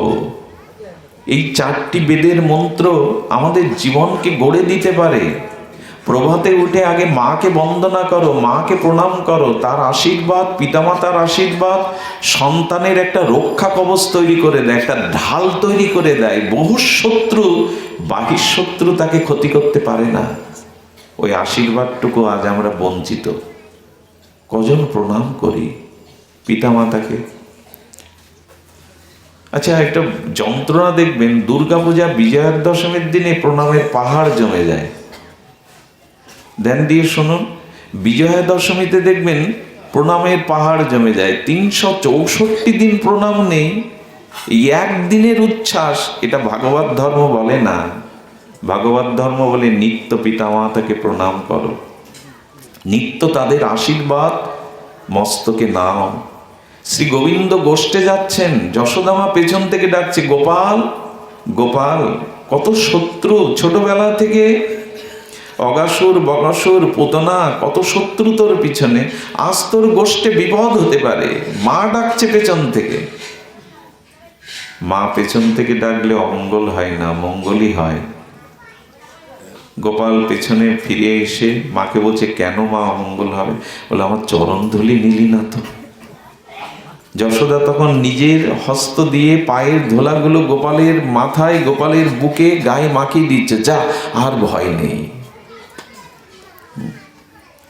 এই জন্য পিতামাতা এদের প্রতি জীবনের আশীর্বাদটুকু থেকে বঞ্চিত হবেন না।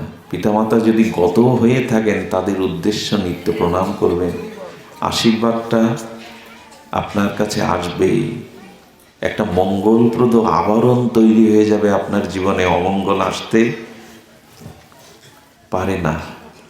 এই জন্য আজ এইগুলি ফিরিয়ে আনা দরকার। কীর্তন, অনুষ্ঠান, ভাগবত পাঠ, যাগযজ্ঞ, তীর্থযাত্রা অনেক হচ্ছে, কিন্তু ঘরকে কৃষ্ণের সংসার করবার জন্য, একটা মানুষকে প্রকৃত খাঁটি মানুষ হওয়ার জন্য। একজন গেছেন এক আশ্রমে, পেছনে দাঁড়িয়ে আছেন, কি যেন বলবে। আচার্যদেব পেছনে ফিরে বললে, কি রে বলবি রে? বলে, হ্যাঁ ঠাকুর বলবো, আমার একটা ছেলে। তাহলে তো তোর বড় ভাগ্য, একটা ছেলে। আর কি বলবি? ছেলে ডাক্তারি পাশ করেছে। তোর ভাগ্যের কি শেষ আছে? এক ছেলে, তারপরে ডাক্তার। ছেলে বিবাহ করেছে। বললো, তোর আনন্দে তো আমার নাচতে ইচ্ছা করছে। আর কি বলবি বল? বলে, ছেলে ভাত দেয় না, গলা ধাক্কা দিয়েছে। আচার্যদেব বললেন, ভালোই হয়েছে, ছেলেকে ডাক্তার করতে চেয়েছিলি, মানুষ করতে তো চাসনি।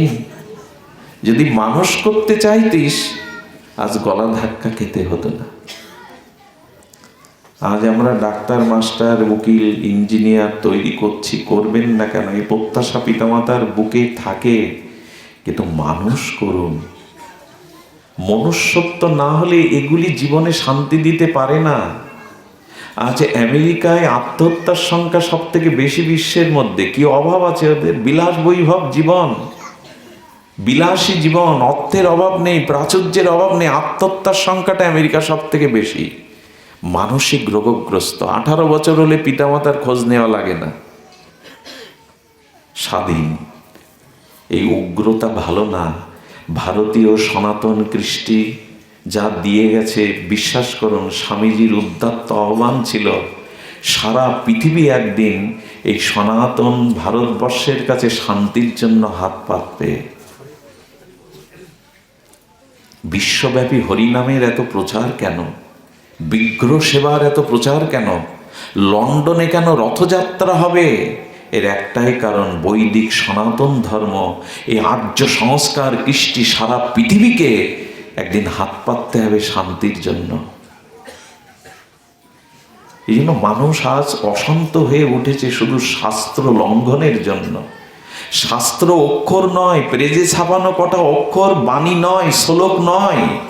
শাস্ত্র মানে যা আমাদের শাসন করার ক্ষমতা রাখে। আপনি শাস্ত্র অমান্য করে দেখুন শাস্ত্র আপনাকে সাজা দিতে পারে কিনা, শাসন করতে পারে কিনা। আজ এই দুরবস্থার একমাত্র কারণ শাস্ত্রকে লঙ্ঘন করে চলছি আমরা। এই জন্য শুরু করুন ঘর থেকে। রঘুপতি রামচন্দ্র, কৌশল্যা আর দশরথকে প্রণাম করে শ্রী গুরুকে প্রণাম করতেন। এই তিনটি জিনিস। এরপরে কি জানেন?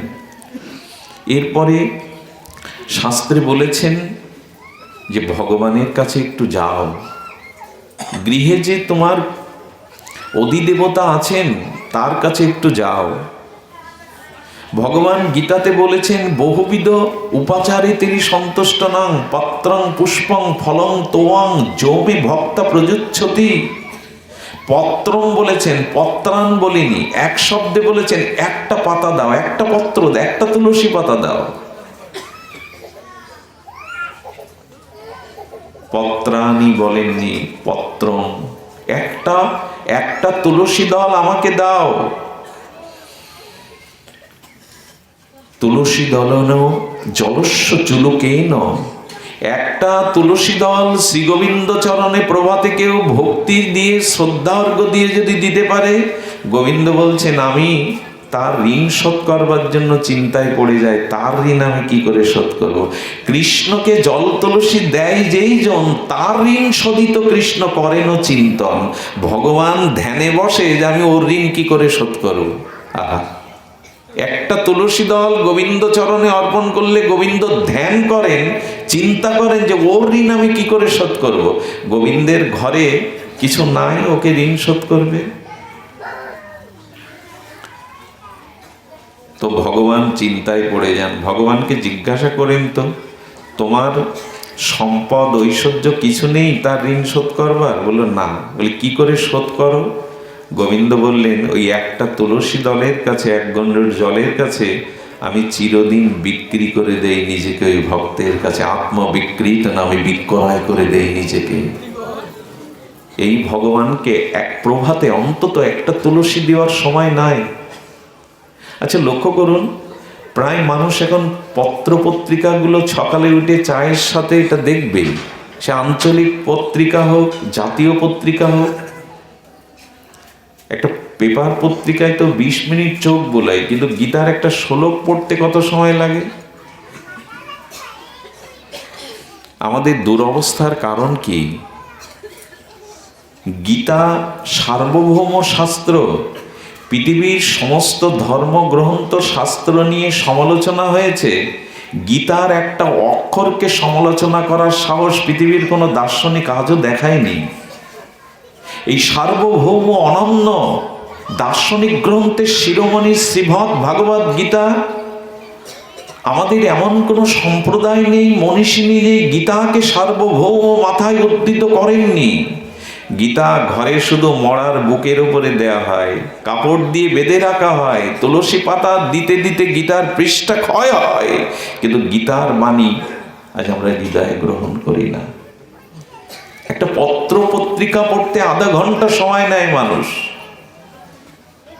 তবে একটা কথা বলি, কেউ যদি বলে বাচ্চারা কে খেলা করছে ওদের সরিয়ে দিন, যদি কেউ বলে আপনাকে কি করতে হবে, তিলক নিতে হবে, কাঁচা মেরে ধুতি পরতে হবে, আসমন করতে হবে, পূর্ব দিকে ভিড়তে হবে, আমি বলি না, আপনি প্যান্ট পরে শুদ্ধাচারে গীতাটা দেখুন, বসে পারুন গীতাটা দেখুন, ওই নিয়ম নীতি খাটাতে গেলে কেউ গীতা শোবে না।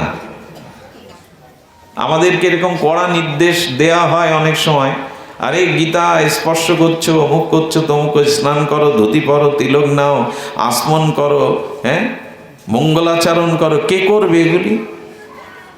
এই জন্য অন্তত একটু শুদ্ধভাবে গীতাটার একটা অক্ষর আপনার জীবন বদলে দিতে পারে। গীতা আপনার জীবনে ত্যাগ বৈরাগ্য সূচিত করতে পারে। মহাত্মা গান্ধী বলেছিলেন, আমার রাজনৈতিক সামাজিক জীবনে যখনই কোনো সংকট এসেছে তার প্রকৃত সমাধান আমি গীতা থেকে পেয়েছি। মহর্ষি দেবেন্দ্রনাথ ঠাকুর বলেছিলেন, আমার ঘরে বিনাশলিতা একটা প্রদীপ জ্বলছে, যে প্রদীপের সমস্ত অন্ধকার তিমির আধার দূর করতে পারে, সেই বিনাশলিতার প্রদীপটি হলো গীতার জ্ঞানের প্রদীপ।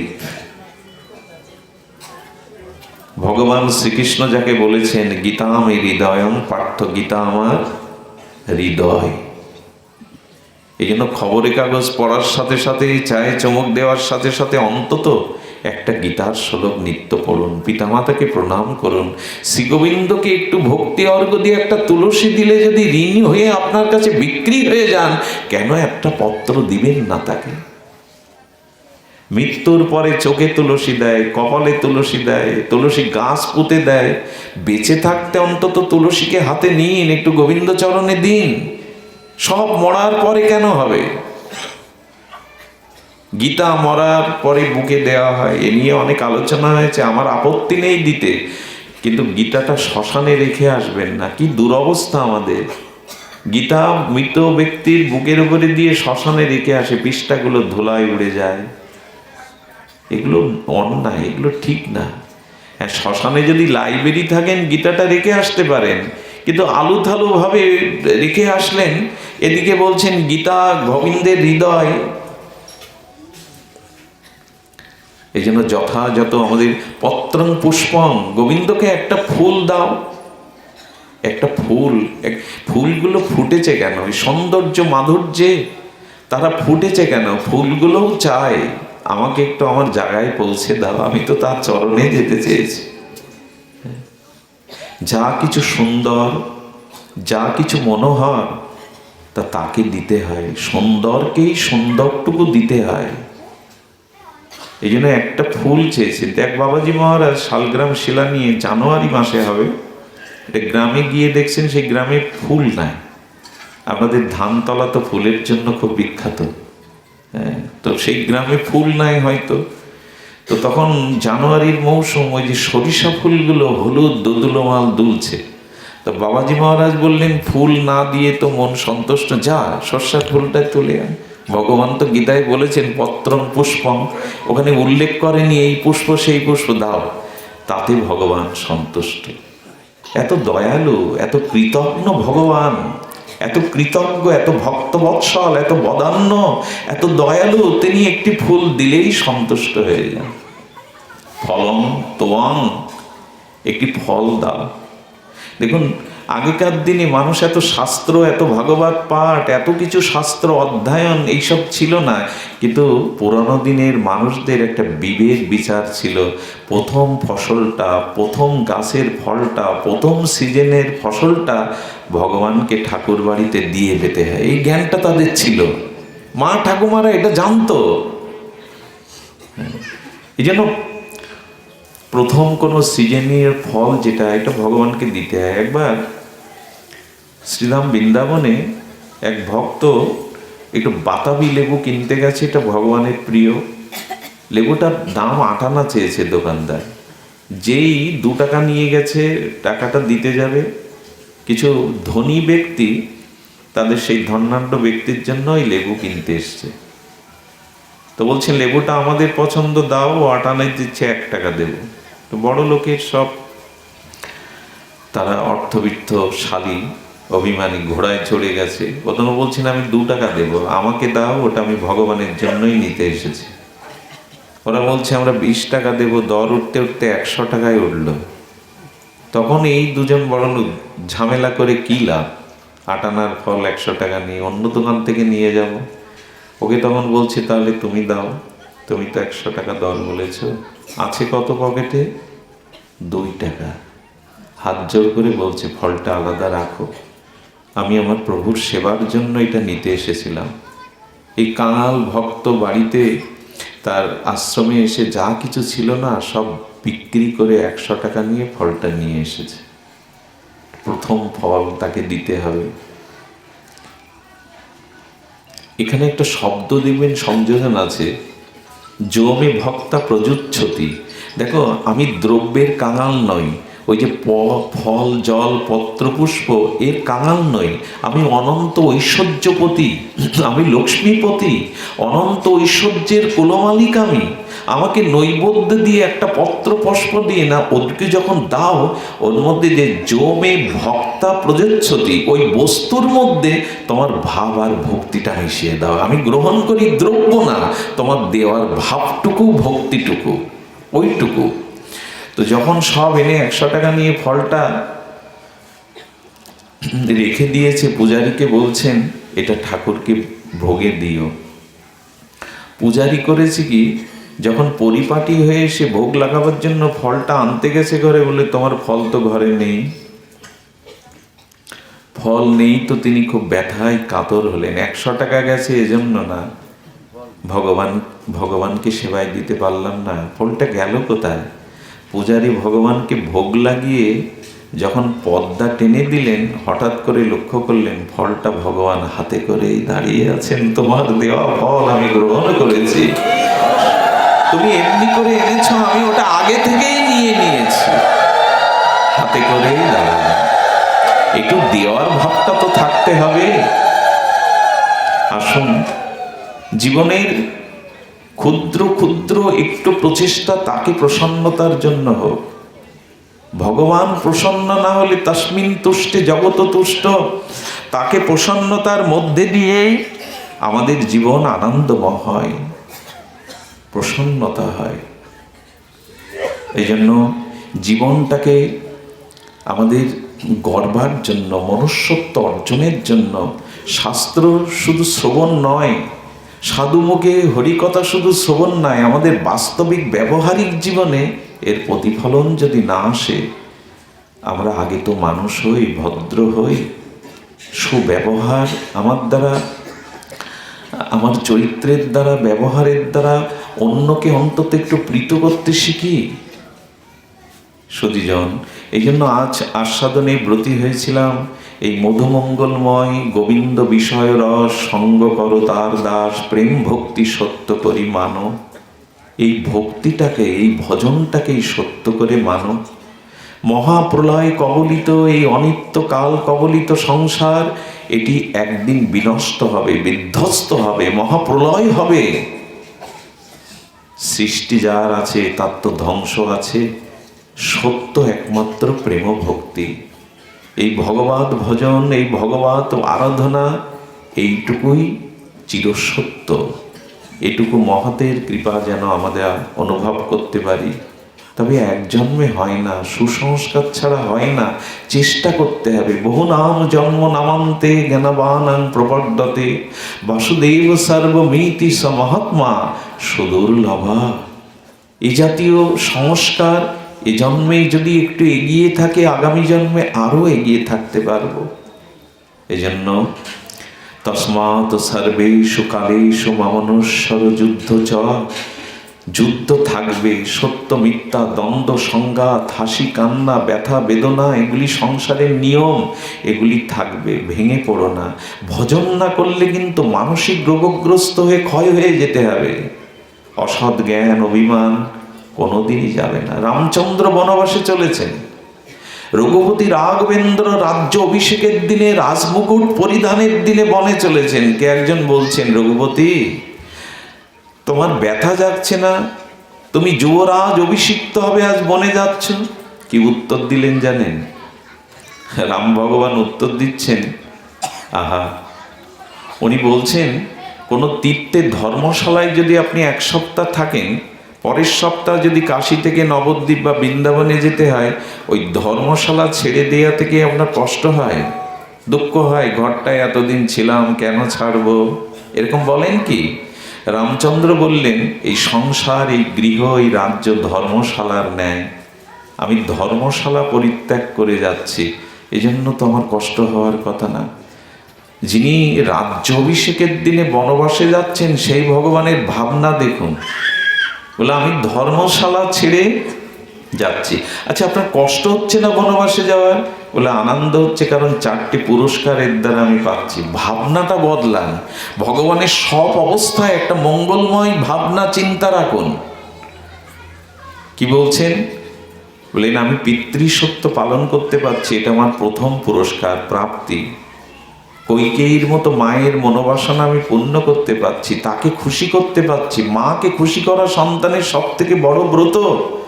দ্বিতীয়, তৃতীয়, ভরতের মতো ভাইকে আমি রাজ সিংহাসনে বসাতে পারছি, এটা আমার কত বড় প্রাপ্তি। আর চতুর্থ হলো, রাম যদি অযোধ্যার রাজা হতো, তাহলে রামের প্রজ্ঞা, রামের রামত্ব পরিপূর্ণ পেত না। আমি এখন মনীষীদের কাছে গিয়ে, তপবনে গিয়ে শুদ্ধ মহাত্মা, অমলাত্মা, বিমলাত্মা, যোগীন্দ্র মনীন্দ্রের সঙ্গ পাবো, সাধু সঙ্গ করতে পারো, এটা আমার জীবনের পরম পাওয়া। যিনি বনবাসে যাচ্ছেন, সেই ভগবানের ভাবনা এরূপ। জগতের ব্যথায় মরে গেলাম, কে আমাকে ব্যথা দিল, কে যন্ত্রণা দিল, এই নিয়েই যদি জীবন কাটান, বলে আন ব্যথা নিতে যেও না, ভগবানকে না পাওয়ার ব্যথাটাই বুকে জাগিয়ে রাখো। কে ভালোবাসলো, কে বাসলো না, এই নিয়ে ব্যথা পেতে যেও না। ব্যথা যদি পেতে হয়, কেন ভজন হলো না, কেন গোবিন্দ চরণ লাভ হলো না, কেন তাকে ভজন করতে পারলাম না, এই ব্যথা জাগিয়ে রাখো হৃদয়ে। ওগুলো আন ব্যথা। সংসারে রাজা হলেও, ভগবান হলেও তাকে সহ্য করতে হয়েছে। দ্রৌপদীকেও বস্ত্র হরণে অপমান সহ্য করতে হয়েছে, রামকেও বনবাসে যেতে হয়েছে। শিবস্ব রাজার মতো রাজা পোড়া মাছও লাফিয়ে জলে চলে গেছে। এই জগতে যারা আসে, এই দুঃখময় জগতে তাদের অপমান আছে, দুঃখ আছে, কিন্তু ভাবনাটা ভজনে থাকলে এত ভেঙে পড়বেন না। ভজন চাই। এই হরিনাম, হরিকথা, সাধুসঙ্গ, ভগবানের একটু অর্চন, এ জাতীয় ভজন জীবনে গ্রহণ না করলে এই জাগতিক ব্যথা দূরও কোনো কালে হবে না, সংশয় মুক্তি হবে না আমাদের। এজন্য চাই একটু ভজন। ভজন বিনা আমাদের জীবন পরিপূর্ণতা পেতে পারে না। দুঃখ, কষ্ট, যন্ত্রণা, অভিশাপ বুকে নিয়েই পথ চলা। সংসারের পথ মসৃণ নয়, এটা কণ্টকাকীর্ণ। এখানে দুঃখগুলিকে মেনে নিতে শেখো। তবে যত সুখ, যত সৌন্দর্য দেখেন, এটা পুণ্যের দ্বারা পাওয়া যায়। কারো জীবন যদি সুখময় হয়, কারো জীবন যদি সুখময় হয়, সহজসাধ্য হয়, এটা ধর্মকৃত পুণ্যের দ্বারা হয়। আর যত দুঃখ, অভিশাপ, যন্ত্রণা, এটা আসে পাপের দ্বারা। এই জন্য এই দুটো জিনিস একটু হিসাব করতে হবে। সুখ তখনই আসে পূর্ণকৃত রাশির দ্বারা। সৌন্দর্য সুখটা মানুষ পায়, এমনি এমনি পায় না, চাইলেই সুখ পাওয়া যায় না। পুরানো কোনো পূর্ণকৃত, ধর্মকৃত পুণ্যই আপনার জীবনে সৌন্দর্য সুখের কারণ। পাপই আমাদের স্খলনের কারণ, পতনের কারণ, দুঃখের কারণ। দিল্লিতে এক ভদ্রলোকের পুত্র, তিনি বড় শেখ। এমন একটা দুরারোগ্য ব্যাধি, 2 মাস বাঁচবে, কিন্তু 2 বছর বাঁচলো। আর এই 2 বছরে এই কঠিন চিকিৎসায়, বহু ব্যয়বহুল চিকিৎসায় তার কোটি কোটি টাকাই শেষ হয়ে গেল, ফতুর হয়ে গেল। শেষে প্রার্থনা করতে লাগলো। সে তো নিজে শেষ হলো, মৃত্যুর দিন ছেলে কি বলে গেল জানেন? বাবা শোনো, পূর্বজন্মের স্মৃতিটা আমার আছে মনে। তুমি আমার কাছে অর্থ ধার নিয়েছিলে, সেই ধার অর্থ শোধ করনি। আমি পুত্র হয়ে এসে তোমার সেই অর্থ শেষ করে গেলাম, শোধ করে গেলাম। এই জন্য আমাদের জীবনে স্খলন, পতন আসার কারণ, আমরা ধর্মকে আশ্রয় করে পুণ্য কর্মে রত নই। পাপ মানুষের পতন, স্খলনের কারণ। যত দুঃখ, যত বিষাদ, যত যন্ত্রণা, তার একটি কারণ। বিশ্বদেব সরসজ্জায় শুয়ে আছেন, সম্মুখে অনাদিরাদি গোবিন্দ দাঁড়িয়ে আছেন। ভগবানকে দেখলে কারো মনে অসন্তোষ থাকে? আর বিশ্বদেব প্রার্থনা করে বর নিয়েছেন, প্রভু যতক্ষণ আমি প্রাণনাত্যাগ করব, তোমাকে দাঁড়াতে হবে এখানে সামনে। ভগবান বললেন তথাস্তু। যুধিষ্ঠির মহারাজ কানে কানে বলছেন, পিতামহ, বিশ্বদেবের মৃত্যু তো তার ইচ্ছা মৃত্যু, হাতের মুঠোয়। উনি যদি আর এক কল্পকাল বাঁচেন, আপনি দাঁড়িয়ে থাকবেন? বিশ্বদেব প্রশ্ন তুলেছেন যে আপনি যদি এক কল্পকাল ভগবান, উনি যদি ওনার মৃত্যু ইচ্ছা মৃত্যু মুঠোর মধ্যে, তা আপনি এক কল্পকাল দাঁড়িয়ে থাকবেন? গোবিন্দ তখন মৃদু মৃদু বললেন, আমাকে যে পায় এ জগৎ সংসারে আর সে থাকতে চায় না, বিশ্ব অচিরেই প্রস্থান করবে। আমাকে পেলে এই মরজগতে আর কেউ থাকতে চায় না। বিশ্বদেবের একটি প্রশ্ন ছিল, প্রভু শত জন্মের কথা আমি জানি, গত শত জন্মের স্মৃতি আছে। বিশ্ব মহাজ্ঞানী, মহা তপস্বী, অকৃতদার মহা তপস্বী শুধু নয়, মহাজ্ঞানী। প্রভু এই জন্মে তো আমার পাপ বলে কোনো জিনিস মনে হয়নি, আমার চিত্তে পাপ বাসা বাঁধেনি, কেন আমি তোমাকে দেখে সন্তোষ হতে পারছি না, ইচ্ছা মৃত্যু আমার। মৃত্যুর যন্ত্রণাটা কেন দেখুন, অসন্তোষটা কেন চিত্তে। গোবিন্দ হেসে বললেন, পাপ তুমি করনি, কিন্তু পাপ তুমি দেখেছিলে। পাপ করা আর পাপ দর্শন করা দুটোই পাপ। বললেন, প্রভু মনে পড়ে না? বলে, মনে করেছ কুলবধূ সতীসাত্রী দ্রৌপদীকে যেদিন বস্ত্রহরণ করছিল পিতামহ, কোথায় ছিল তোমার বীর্যবত্তা? কোথায় ছিল তোমার তপস্যা? এক কুলবধূ তোমার সামনে অপমানিত হচ্ছে, তুমি সূর্যের গতি রোধ করতে পারো, তুমি পিতামহ মহা তপস্বী, সেদিন এই পাপ কার্যে তুমি বাধা দাওনি। এই অপরাধেই আজ তোমার মতো ভীষ্মকেও চিত্তে অসন্তোষ তুমি প্রাপ্ত হচ্ছে। এর একটাই কারণ। আসুন পাপ পথ থেকে ফিরে আসি। কে পতন চায়? নিজের অকল্যাণ কে চায়?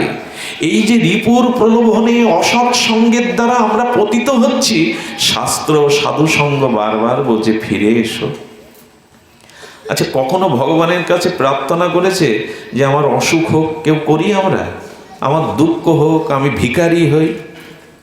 কারণ কোনো মানুষ দুঃখকে চায় না, রোগ শোককে চায় না, চাই শান্তি, চাই সুখ। এটাই তো প্রার্থনা সব জীবের, ঐকান্তিক প্রার্থনা। তা যদি পেতে হয় তবে ধর্মকে আশ্রয় করে শাস্ত্র অনুমোদিত আমাদের জীবন চাই। এটা আমাদের যতদিন না সিদ্ধান্ত নিতে পারছি, ততদিন এই সংসারে পুনঃ পুনঃ জন্ম, পুনঃ পুনঃ মৃত্যু, জরা ব্যাধি ভোগ করতেই হবে। একটা কথা বলি, গোবিন্দের সাথে একটা, কালকে আমি যেখানে রেখেছিলাম, একটা সম্বন্ধ করুন। গতকালকে পাঠ যেখানে বিশ্রাম দিয়েছিলাম, গোবিন্দের সাথে, ভগবানের সাথে তেষাং সতত যুক্ত নাম, একটা সম্বন্ধ করুন। আচ্ছা, সম্বন্ধ আমাদের করতেই হবে। করতে হবে এই কারণে, আমাদের স্বরূপ পরিচয় নিতে হবে। দেখুন, সনাতন গোস্বামীর মতো বিজ্ঞ শিরোমণি সনাতন একটি প্রশ্ন কিন্তু মহাপ্রভুর চরণে রেখেছিলেন, কে আমি? চির শাশ্বত চিরন্তন এই প্রশ্ন প্রত্যেকের আসা উচিত। আচ্ছা, কে আমি? এটি প্রশ্ন হলো। আমি জানি না কে আমি, আমার পরিচয় কি? বলে, না গো, এই পরিচয় না, তোমার স্বরূপ পরিচয়টা জানো। কে আমি? আচ্ছা, আমি কে? আচ্ছা, আমরা অনেক সময় বলি, দেখবেন, আমার হাত, আমার পা, আমার মাথা, আমার বুক, তো আমিটাকে, এগুলো তো আমার। আমি কে? এই আমি কে প্রশ্নটা চিরন্তন, এটা শাশ্বত সনাতনের জিজ্ঞাসা। কে আমি? দেখুন, আমি কিন্তু এক না। আজকে যদি এই বাড়ির মন্টুবাবু, তিনি কারো স্বামী, এ একটা তার পরিচয়। তিনি কারো পিতা, এ একটা তার পরিচয়। তিনি কারো ভ্রাতা, এ একটা তার পরিচয়। তিনি কারো বন্ধু। আমি কি এরকম অনেকগুলো? আমি কি এরকম অনেকগুলো? আমার, আচ্ছা দেখুন, পরিচয় যতদিন এটা আছে, আমি মাস্টার, আমি যদি মাস্টারের পরিচয় দেন, আমি মাস্টার, শিক্ষক, তাহলে শিক্ষকতার দায়িত্ব আসে। যদি বলেন আমি ব্যবসায়ী, তাহলে ব্যবসার দায়িত্ব আসে। যদি বলেন আমি পিতা, তাহলে পিতার একটা দায়িত্ব ঘাড়ে আসে। যদি বলেন আমি স্বামী, স্বামীর দায়িত্বটা আছে। তো যখনই আপনার পরিচয় হবে কোনো সম্বন্ধযুক্ত পরিচয়, তখন একটা দায়িত্ব আপনার ঘাড়ে আসবে। আচ্ছা, রাত্রে যখন গভীর সুষুপ্তিতে নিদ্রায় যান, তখন কি পরিচয় থাকে? না আমি পতি, না আমি স্বামী, না আমি ভ্রাতা। আর এই জন্য মানুষ গভীর ঘুমে কেবল শান্তি পায়। পরিচয় সেখানে থাকে না বলেই সে, কারণ পরিচয় থাকলে একটা কর্তব্য এসে পড়ে, তো পড়ে কি না বাবা? আমি মাস্টার, আমি শিক্ষক, আমি স্বামী, আমি পতি, তখনই তো তার কর্তব্যের দায় ঘাড়ে আসে। কিন্তু যখন সুষুপ্তিতে গভীর নিদ্রায় মগ্ন হন, ঘুম থেকে উঠে দেখবেন বলে আমি খুব সুখে ঘুমিয়েছিলাম, কিছুই স্মরণে ছিল না। পরিচয়টা ছাড়লে যদি এত শান্তি হয়, তবে মূল পরিচয় আসুন। মূল পরিচয় আমাদের আমি কৃষ্ণের, আমি ভগবানের দাস। এইখানটায় না আসা পর্যন্ত, হ্যাঁ, বাহ্যিক যে পরিচয়, সে পরিচয়ে কর্তব্য করতে হবে, কিন্তু মূল পরিচয় জীব নিত্য কৃষ্ণদায়, মাংস মাংস জীবলোক জীবভূতা সনাতন। গীতার বাণীতে বলছেন, তুমি আমার আমি তোমার, এ কথা মুখে যতই বলি এটা তোমার পরিচয় নয়। আচ্ছা, গত জন্মে বহু জন্ম জন্মান্তরে এ জগতে আমরা পরিভ্রমণ করেছি। গীতায় ভগবান শ্রীকৃষ্ণ অর্জুনকে বলছেন, বহুমিবে ব্যতীতানি জন্মানি তাবর্জুন। অর্জুন, তোমার আমার বহুবার জন্ম হয়েছে, তুমি জানো না। তাহলে বহুবার যদি এসে থাকি, গত জন্মের পিতামাতা স্ত্রী পুত্র আজকে চিনতে পারবো আমি? সে পরিচয় কোথায় গেল?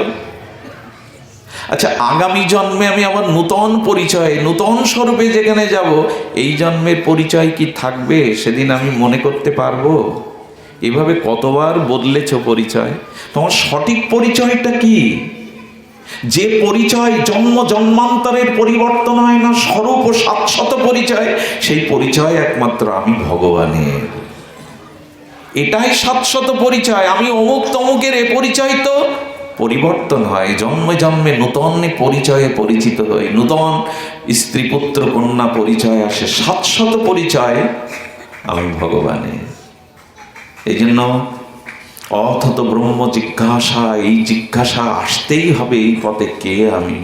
যখনই আমি গোবিন্দের দাস, আমি নিত্য তার অংশ, তুমি অংশী আমি অংশ, এই পরিচয় আসলেই তখন আপনার কর্তব্য আসবে। আমি যদি তার দাস হই, অংশ হই, তবে অংশীর সেবাই তো আমার কর্তব্য।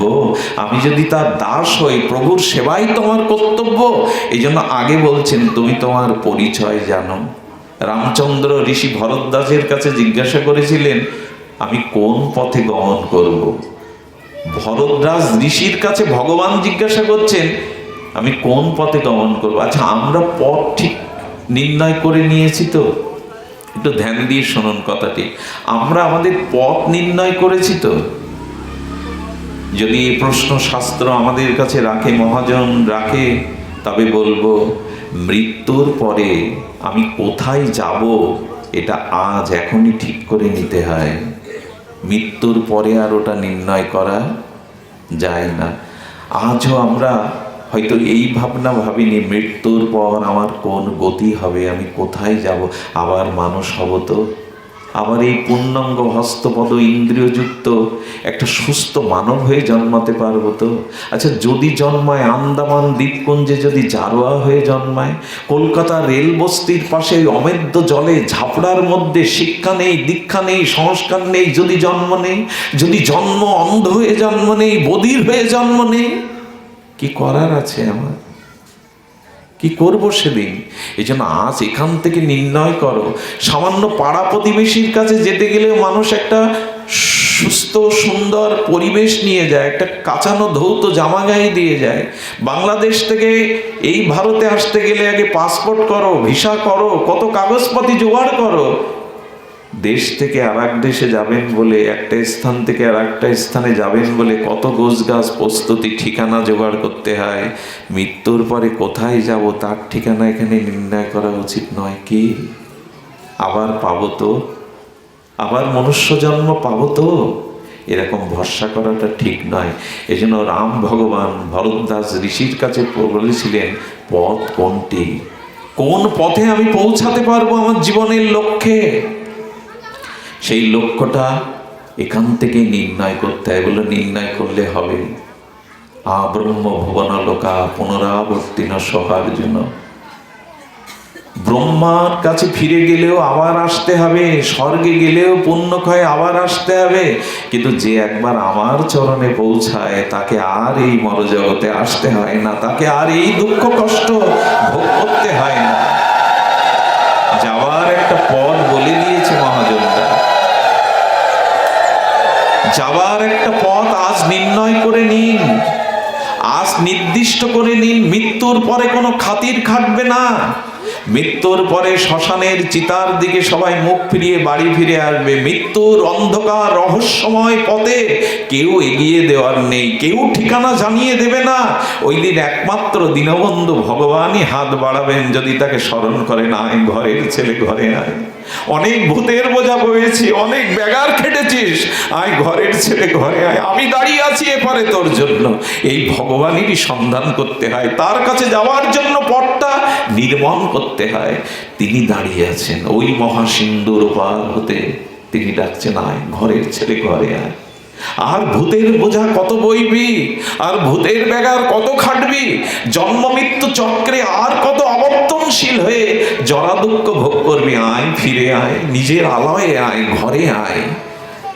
তাই তার কাছে ফিরে যাওয়ার পথটা রচনা করতে হয়, তার কাছে ফিরে যাওয়ার জন্য আমাদের প্রস্তুতি থাকতে হয়। এই প্রস্তুতিটাই হলো ভগবত ভজন, ভগবানকে স্মরণ করা। এটি না করলে বড় মহতি বিনষ্টি হয়ে যাবে। জানেন, আমি ঘটনাটা একবার করে স্পর্শ না করে পারি না। আমাদের বঙ্গদেশে জগৎবন্ধু সুন্দরের একজন আশ্রিত ভক্ত ছিল। তো সে কিছুদিন সাধন ভজন করার পর হঠাৎ মারা যান। তার মৃত্যুর পরে 6 বছর পরে একটা বনপথ দিয়ে বন্ধু সুন্দর চলেছেন। দিব্য রাধারানীর চরণ চিন্তা করতে করতে চলতে চলতে একটা বুনো শূকর না বন্ধু সুন্দরের চরণে এসে পড়ে গো গো করে কি বলছে, গো গো করে কাঁদছে। আচ্ছা, শূকরটি তার ভাষায়, তার অনুভূতিতে বন্ধু সুন্দরের পা শুকছে, চাটছে আর কি কি বলছে। বন্ধু সুন্দর বিড়বিড় করে কি বলে মাথায় হাত বুলালেন।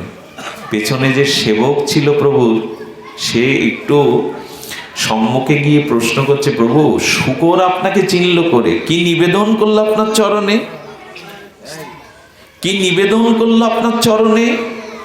বন্ধু সুন্দর বললেন, কাউকে বলিস না, ও আমার চরণাশ্রিত ভক্ত ছিল, কিছুদিন ভজনও করেছিল, কিন্তু পর স্ত্রীর প্রতি ওর আসক্তি এসে যায়, আর এই কামময় চিন্তা করতে করতে মরায় ভগবান ওকে ভোগজনী শূকরজনী দিয়েছে। কিন্তু যে কটা দিন ভজন করেছিল, হরিনাম করেছিল, ওই সুকৃতি নষ্ট হয়নি।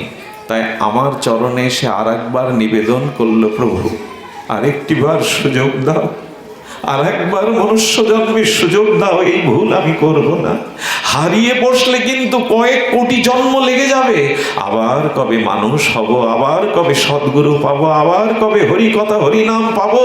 হারিয়ে বসলে কিন্তু সহজে আর ফিরতে পারবো না। এই জন্য আজ বিচারকে, বিবেককে সনোন্নত করুন, যেন একটা গতি হয়, আগামী জন্মে আরো যেন একটু এগিয়ে যেতে পারি। এভাবে মহতি জন্মটা যেন নষ্ট না করে ফেলি। জানেন, ভাগবত সাবধান করে দিয়েছেন, তসমাৎ কি বলেছেন, অন্তকালেই চ মামেবামুক, অন্তকালেই চ শরণামুক্ত কলেবরাম। মৃত্যুর সময় চিন্তায় তোমার পরকালের কারণ হয়ে যাবে। গতবার মনে কথাটা আমি একটু স্পর্শ করে গিয়েছিলাম, যদি অধিক ধন পিপাসায় কারো মৃত্যু হয়, তাহলে আগামী জন্মে সে সর্প হয়ে গুপ্তধন পাহারা দেবে। যদি কোনো কামের চিন্তা নিয়ে মারা যায়, তবে তাকে পতিতা হতে হবে, স্খলিত চরিত্রের অধিকারী হতে হবে। যদি অতিরিক্ত পুত্র কন্যার প্রতি মমতা নিয়ে, আসক্তি নিয়ে হাই হাই করতে মারা যায়, তাহলে তাকে কি করতে হবে জানেন? ওই শূকর কুকুরের বাচ্চাগুলিকে ওরা বড় স্নেহ করে, ওই স্নেহটা ওখানে আসতে হবে। ভাগবত বড় সাবধান বাণী দিয়েছেন, সাবধান আমরা হইনি, সাবধানতা আমরা নেইনি। ভরতের নামেই আজকের এই ভারতবর্ষ এত বড় ত্যাগী, রাজ্য ত্যাগ করলেন, সুন্দরী স্ত্রী ত্যাগ করলেন, পুত্র ত্যাগ করলেন, বনে তপস্যা করতে করতে শিশু হরিণ পুষে হরিণের চিন্তায় মরতে মরতে যদি তাকে হরিণ হয়ে জন্মাতে হয়, আমাদের কি হবে? একজন মহর্ষি রাজ্য ত্যাগ করলেন, সুন্দরী স্ত্রী ত্যাগ করলেন, বিত্ত বৈভব ত্যাগ করে গণ্ডকী নদী, আজকে এটা নেপালের কাছে গণ্ডকী নদী, ওইখানে বসে তপস্যা করছেন ভরত, যার নামে আজকের এই ভারতবর্ষ। তিনি হরিণ শিশুর চিন্তায় মরলেন তো হরিণ হয়ে জন্মালেন। আমাকে একজন প্রশ্ন করেছিলেন মহাত্মাকে, আচ্ছা গ্রাম আর শহরের মধ্যে পার্থক্য কি বলতে পারেন একটু সহজ কথায়? তো বললেন, গ্রামে যেখানে গাভী, গ্রাম তাকেই বলে যেখানে গাভীগুলোকে সযত্নে আলায়ে রেখে বেঁধে তাদের সেবা করা হয়, আর কুকুরগুলো উন্মুক্ত থাকে, এরই নাম গ্রাম। গ্রামের কোনো কুকুর দেখবেন ওইভাবে যত্ন আদর থাকে না, ওরা বেয়ারিশ ঘুরে বেড়ায়, আর গাভীগুলোকে সযত্নে বেঁধে গলে রাখা হয়। উনি বলছেন শহর কাকে বলে জানেন? যেখানে গরুগুলো উন্মুক্ত ঘুরে বেড়ায় আর কুকুরকে ঘরে রাখা হয়, গাড়িতে রাখা হয়, বলে এরই নাম শহর। এখন আমি বাধা দেব না আপনাদের, তবে ভরত যদি হরিণের মোহে হরিণ হয়ে জন্মায়, কত মানুষ আছে একদিনও পিতামাতা চরণ ধুয়ে দেয়নি, সে কুকুরটাকে সাবান মাখায়, সেট মাখায়। আজকাল একটা যন্ত্রণাও হয়েছে। আগেকার দিনে ঘরের সামনে কি সুন্দর লেখা থাকতো গুরুধাম, কৈলাস ধাম, কি এখন কুকুর হতে সাবধান, এই আর এক যন্ত্রণা। আমি এক বাড়িতে পাঠ করতে গিয়ে বলছি, বাবা আমার তো কুকুরের খুব ভয়, আছে নাকি? আপনি সাবধান রেখেন। বললেন, বাবা কিছু মনে নেবেন না, কুকুর নেই। লিখে রেখেছেন? বলে যে কেউ ঢুকে পড়বে, এটা লিখে রেখেছি। এই জন্য এই সংস্কার থেকে আমাদের একটু চিন্তা করতে হবে, একটু শুভ সংস্কার প্রয়োজন। এই জন্যই তো মধুমঙ্গল ভগবৎ সঙ্গই আমাদের জীবন। একটা পথ রচনা করতে পারে, একটি পথ রচনা করতে পারে সবশেষে একটি লীলা বলেই আজকের পাঠ। এমন পরিবেশ পাওয়াটা ভারত মাতার বুকে, এমন একটি শ্যামল ছায়া ঢাকা গ্রামে, এটি আমার জীবনে অনেক বড় পাওয়া। আকাট মূর্খ নর্দমার কীট এই স্থানে বসবার কোনো যোগ্যতাই নেই, কিন্তু আপনাদের এই উপস্থিতি, এটা আমি একটা সুমঙ্গল, কোনো মঙ্গলময় যেন অরুণোদয় দেখছি। হরি কথাকে যারা ভালোবাসে তাদের জীবন বদলাবে, তাদের জীবনে কোনো না কোনো মঙ্গল সূচিত হবে। সাধু সঙ্গ বৃথা যায় না, ভগবানের দিব্য চরিত কথা কখনো বৃথা যায় না। সুধীজন, এই পরিবেশেই হয়তো বলা যায়, লীলাটি বহুল প্রচলিত, অনেকবার বলা হয়েছে। আমার প্রাণপ্রিয় ধনঞ্জয় বলেছিল লীলাটা বলতে। আমাদের ঢাকায় আজ থেকে প্রায় 150-60 বছর পূর্বের ঘটনা। শুনুন মন দিয়ে, লীলাটি বলেই পাঠ বিশ্রাম রাখবো। ভগবানের সাথে সম্বন্ধ করুন, একটু তাকে ভালোবাসা দিন, একটু অনুরাগ দিন, কুড়িয়ে যাদেরকে ভালোবেসেছেন এর থেকে একটু কুড়িয়ে নিগড়িয়ে তাকে একটু ভালোবাসা দিন। সতীশচন্দ্র, ইনি ছিলেন ব্রাহ্মণ সন্তান। ঢাকায় এই সতীশচন্দ্র, তিনি মানব সেবার একজন বড় সেবা দান করতেন, ডাক্তার ছিলেন পেশায়। তো সেই তখন আমলে না সেনারা, বিশেষ করে সেনারা টহল হচ্ছিল ঢাকায়, উনি সেবা করেন। কিন্তু ওনার একটা মেয়ে জন্ম নেয়, জন্ম নিয়েই মা মারা যায়। ধীরে ধীরে 14 বর্ষীয় অপরূপ সুন্দর রূপবতী নাম রেখেছিল গৌরী। এই গৌরী 14 বছর বয়সে তার রূপের ছটা এমন বাইরে বেরোতে পারত না, একটু চারিদিকে আলোকিত হয়ে যেত, দিব্য রূপ ও মাধুর্য নিয়ে জন্মেছিল। ইনি ছিলেন শ্রী গোবিন্দের উপাসনা করতেন। শ্রী ব্রজনাথকে, গোবিন্দকে শ্রী বিগ্রহ রূপে, পট বিগ্রহ রূপে এই সতীশচন্দ্র প্রাণ ঢালা সেবা করতেন। গৌরীকে মাঝে মাঝে গোবিন্দের কাছে নিয়ে যেতেন। 4 জন সেনার দৃষ্টি পড়ল। এই সশস্ত্র সেনারা গৌরীকে আর ছাদে তার চিলেকোঠাতে দেখে তার রূপে মোহিত হয়ে তাদের লালায়িত পশুবৃত্তি চরিতার্থ করার জন্য ছাদে যখন উঠছে, সতীশচন্দ্র দরজা দিয়ে বলছেন, মারে আজ আর আমি তোকে রক্ষা করতে পারবো না, আজ এই অবসরে আমি তোকে সম্প্রদান করব। আজ থেকে গোবিন্দই তোর পতি, তোর প্রাণনাথ। হে প্রভু, সারাটি জীবন মানুষের সেবা আর তোমার চরণ বুকে আঁকড়ে ধরেছি, নাও গৌরীকে গ্রহণ করো।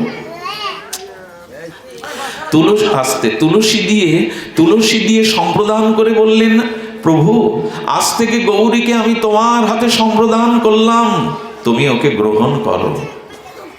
দরজা খুলে সেনারা যখন ঢুকলো, গৌরী তার ভয়ে আর তার প্রাণনাথকে বুকে চেপে ধরেছে, রক্ষা করো। আজও হয় রক্ষা, আজও তার কাছে ডাকার মতো ডাক পৌঁছে যায়। যখন দুজন সেনা গৌরীর বস্ত্রটা ধরতে যাবে, ওই বিগ্রহের একটা তীব্র জ্যোতিকিরণ তাদের চোখে লেগে অন্ধত্ব প্রাপ্ত হয়ে তারা ছিটকে পড়ল। যে দুজন নিচে ছিল তাদের বলল এখানে অন্য কিছুর ইঙ্গিত আছে, চলো পালাও। সেনারা চলে যাওয়ার পরে সতীশচন্দ্র প্রাণ বিয়োগ হলো। বাবা মরার পর মা নেই, একটা ভাই থাকতে তখন লন্ডনে। এই অসহায় মেয়েটি তার সভা সম্বল বিক্রি করতেও পারেনি। 200 টাকা, একটু সন্দেশ, কিছু মুড়ি আর একটা সুন্দর পাত্রে তার প্রাণনাথকে কাপড় দিয়ে পেঁচিয়ে বলছে, চলো আমাকে নিয়ে চলো, আমাকে নিয়ে চলো, তোমার যেটা ধাম, তোমার যেটা লীলাক্ষেত্র, তুমি আমাকে ব্রজে নিয়ে চলো। আমি এখানে বাঁচতে পারবো না, আমি এখানে সুরক্ষা আমার নাই, আমার পিতা নাই, কেউ নাই, একমাত্র তোমার হাতে দিয়ে গেছে। দেখুন, ভগবানের সাথে একটা সম্বন্ধ করলে কি হয়, গোবিন্দ কৃতজ্ঞ, তিনি অকৃতজ্ঞ নন। ওই সেনার হাত থেকে যখন বাঁচালে নিয়ে চলো, তখনকার দিনে ব্রজযাত্রা সহজ ছিল না। তখন আগ্রা পর্যন্ত ট্রেন ব্যবস্থা ছিল কলকাতা থেকে, তাও মাসে 15 দিন অন্তর হয়তো একটা। সেই কোনো রকমে গৌরী চলে এলো। পথে যখন ক্ষুধা লাগে, তখন তার প্রাণনাথকে একটু মুড়ি আর সন্দেশ তৈরি করা দিয়ে খাইয়ে খাইয়ে চলে আসে। কলকাতা থেকে ট্রেন ধরলো। সেই ট্রেনে যখন তিনি বহু কষ্ট করে মথুরায় পৌঁছালেন, মথুরার স্টেশনে ব্রিটিশ আমল, তখন একটা বোমার আঘাতে কয়েকজন মারা যায়। হন্যে হয়ে আর এই পুলিশ বাহিনী, গোয়েন্দা বিভাগ তখন খুঁজে বেড়াচ্ছে। যখন কাপড় দ্বারা মুড়িয়ে নিজের প্রাণনাথকে আর মাথায় করে নিয়ে চলেছে ব্রজের উদ্দেশ্যে, মথুরা স্টেশনে বলে, দাঁড়াও, কে তুমি, ওর মধ্যে কি আছে? সন্দেহ সংকুল দৃষ্টিতে যখন বলছে, বলে না, এটাতে ছুতে পারবে না তোমরা। যখনই হাত দিতে যাবে, আবার সেই জ্যোতি, আবার সেই কিরণ। সেই কিরণে সেনারা যখন তাদের চোখ ঝলসে গেল, বলল, এটা হাত দেওয়া ঠিক হবে না, এ অন্য রাজ্যের মহিমা, চলো। যেতে যেতে সন্ধ্যা নেমে গেছে। আর এখনের যান্ত্রিক আধুনিক বৃন্দাবন নয়, এখন তো যন্ত্র দানবের নিষ্পেষিত বৃন্দাবন, কোলাহল হয়ে গেছে। তখন নীরব নিস্তব্ধ আর মধুময়, বনময়, বনলক্ষ্মীর শোভাময়, ফুলে ফলে বৃন্দাবন অনন্য। পথে যেতে যেতে সন্ধ্যা নেমেছে, এখানেও বাধা। ভগবান যার সাথে, তার বাধা দেখুন। গৌরীর পিছনে 4 জন দুর্চরিত্রবান লম্পট লেগে গেল। তুমি কোথায় যাবে গো? বলে, আমি যমুনা পুলিনে বংশীবটে যাব। আমরাও তো ব্রজযাত্রায় এসেছি, চলো। একা কেন যাবে? আমাদের সাথে চলো। গহীন বনের মধ্যে এসে সেই পাশবিক আসরিক বৃত্তির জন্য তারা যখন গৌরীর গায়ে হাত দিতে যাবে, তখনই আবার সেই জ্যোতি। আহা, যার ভগবানের প্রতি সমর্পণ, এই দেখুন সম্বন্ধ সমর্পণে আজও সেই পটের থেকে সেই জ্যোতি আবারও তাদের পিছিয়ে দিল। যমুনার কোলে গিয়ে বলছে, আর কত পরীক্ষা নেবে আমায়, আর কত? সবকে হারিয়ে তোমাকেই দিয়েছি, এমনি বারবার আর কত? ক্লান্ত শ্রান্ত হয়ে যমুনার একটু স্বচ্ছ জল পান করে, আমাদের গন্ডারিয়া মন্দির আছে, গ্যান্ডারিয়া মন্দির বৃন্দাবনে। এই বাচ্চাগুলি কারা? যদি একজনকে পাঠিয়ে সরিয়ে দিই। তো কি হয়েছে? ঠিক আছে, তো গন্ডারিয়া মন্দিরের যখন যাচ্ছেন, ওখানে সিদ্ধ গৌরাঙ্গ দাস বাবাজি মহারাজ সন্ধ্যাকালীন ভাগবত পাঠ করছে। একটু ধ্যান দিয়ে শুনুন। তো গৌরাঙ্গ বাবা যখন পাঠ করছেন, গৌরীমা গিয়ে আর সেই তার প্রাণ প্রতিমকে, প্রাণপ্রিয়কে ওই ঝুড়ির মধ্যে রেখে পাঠ শুনছেন। গৌরাঙ্গ বাবা চোখ বন্ধ করে পাঠ করছেন। আমার মতো তো পাঠক নয়, আমরা চাই শ্রোতাদের মনোরঞ্জন হোক, আমি যে একজন পাঠক এই বিজ্ঞাপন হোক, কিন্তু ওরা পাঠ শ্রোতার মনোরঞ্জনের জন্য করেন না, ওরা রাধারানীকে সুখ দেওয়ার জন্যই পাঠ করেন। লীলা দর্শন করছেন, চোখ বন্ধ করে পাঠ করে চলেছে, হঠাৎ বলেছে, ও গৌরীমা, আরে তোর প্রাণ প্রভু তো ঘেমে ঝরঝর করে ঘাম ঝরছে, কষ্ট হচ্ছে কাপড়ের মধ্যে।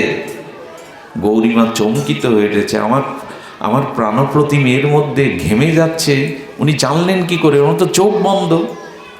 উনি কাপড়টা সরিয়ে দেখেন দরদর করে ঘাম ঝরছে তার প্রাণনাথের গা দিয়ে। আঁচল দিয়ে মুছিয়ে দিয়ে গৌরাঙ্গ বাবার চরণে পড়লেন, বাবা আশ্রয় দিন, কৃপা করুন।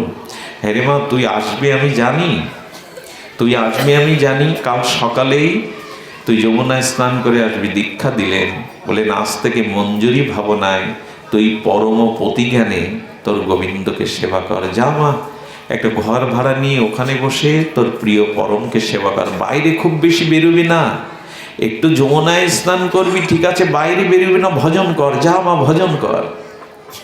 এই গৌরীমা এক ব্রজবাসীর ঘর 1 টাকা করে মাসে ভাড়া নিয়ে ওইখানে ভজন করে, কিন্তু টাকা পয়সা তো ওই 200 আর নেই।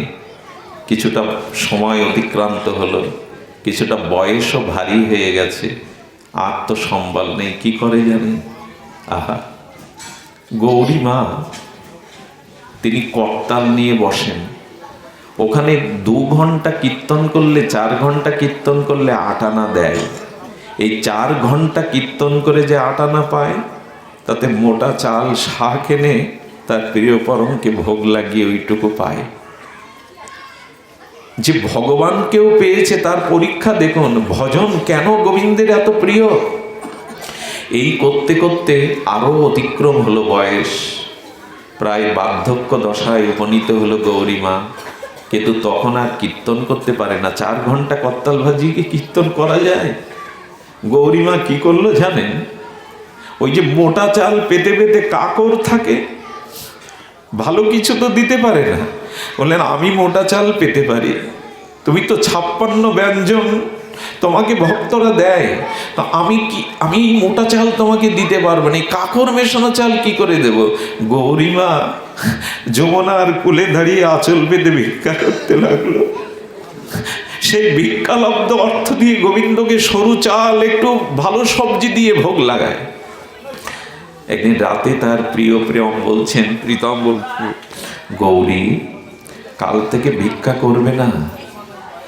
তো ভিক্ষা না করলে তোমাকে আমি কি করে পাওয়াবো? আমার কাছে তো কিছুই সম্বল নেই, মোটা চাল আমি পেতে পারি, কাকর আমি পেতে পারি, তোমাকে তো দিতে পারি না। গৌরী মোটা চালই আমার কাছে প্রিয়, আমার জন্য তুমি ভিক্ষার ঝুলি পেত না, এটা আমার ভালো লাগে না। আচ্ছা দিলে তো দিতে পারে তাকে কিছু না। ভগবান ভজনকে বড়, ভগবানকে পাওয়া নয়, তার ভজনকে পাওয়াই পাওয়া। গৌরী তোমার কিছু সরু চাল লাগবে না, সবজি লাগবে না, তুমি চোখের জলে আমাকে একটু নাম শুনিও, ওতেই আমার প্রাণ ভরবে। গৌরীমা তারপর থেকে ভিক্ষা করতো না, এই মোটা চালই দিয়ে যেত। কিন্তু হঠাৎ দীপাবলির দিন এলো। দীপাবলি জানেন, ভারতবর্ষের দীপাবলি উৎসবটা বলো আলোর উৎসব, আলোর রোশনাই চারিদিকে, আলোর রোশনাই ঝর্ণায় সমস্ত বৃন্দাবন আলোকিত।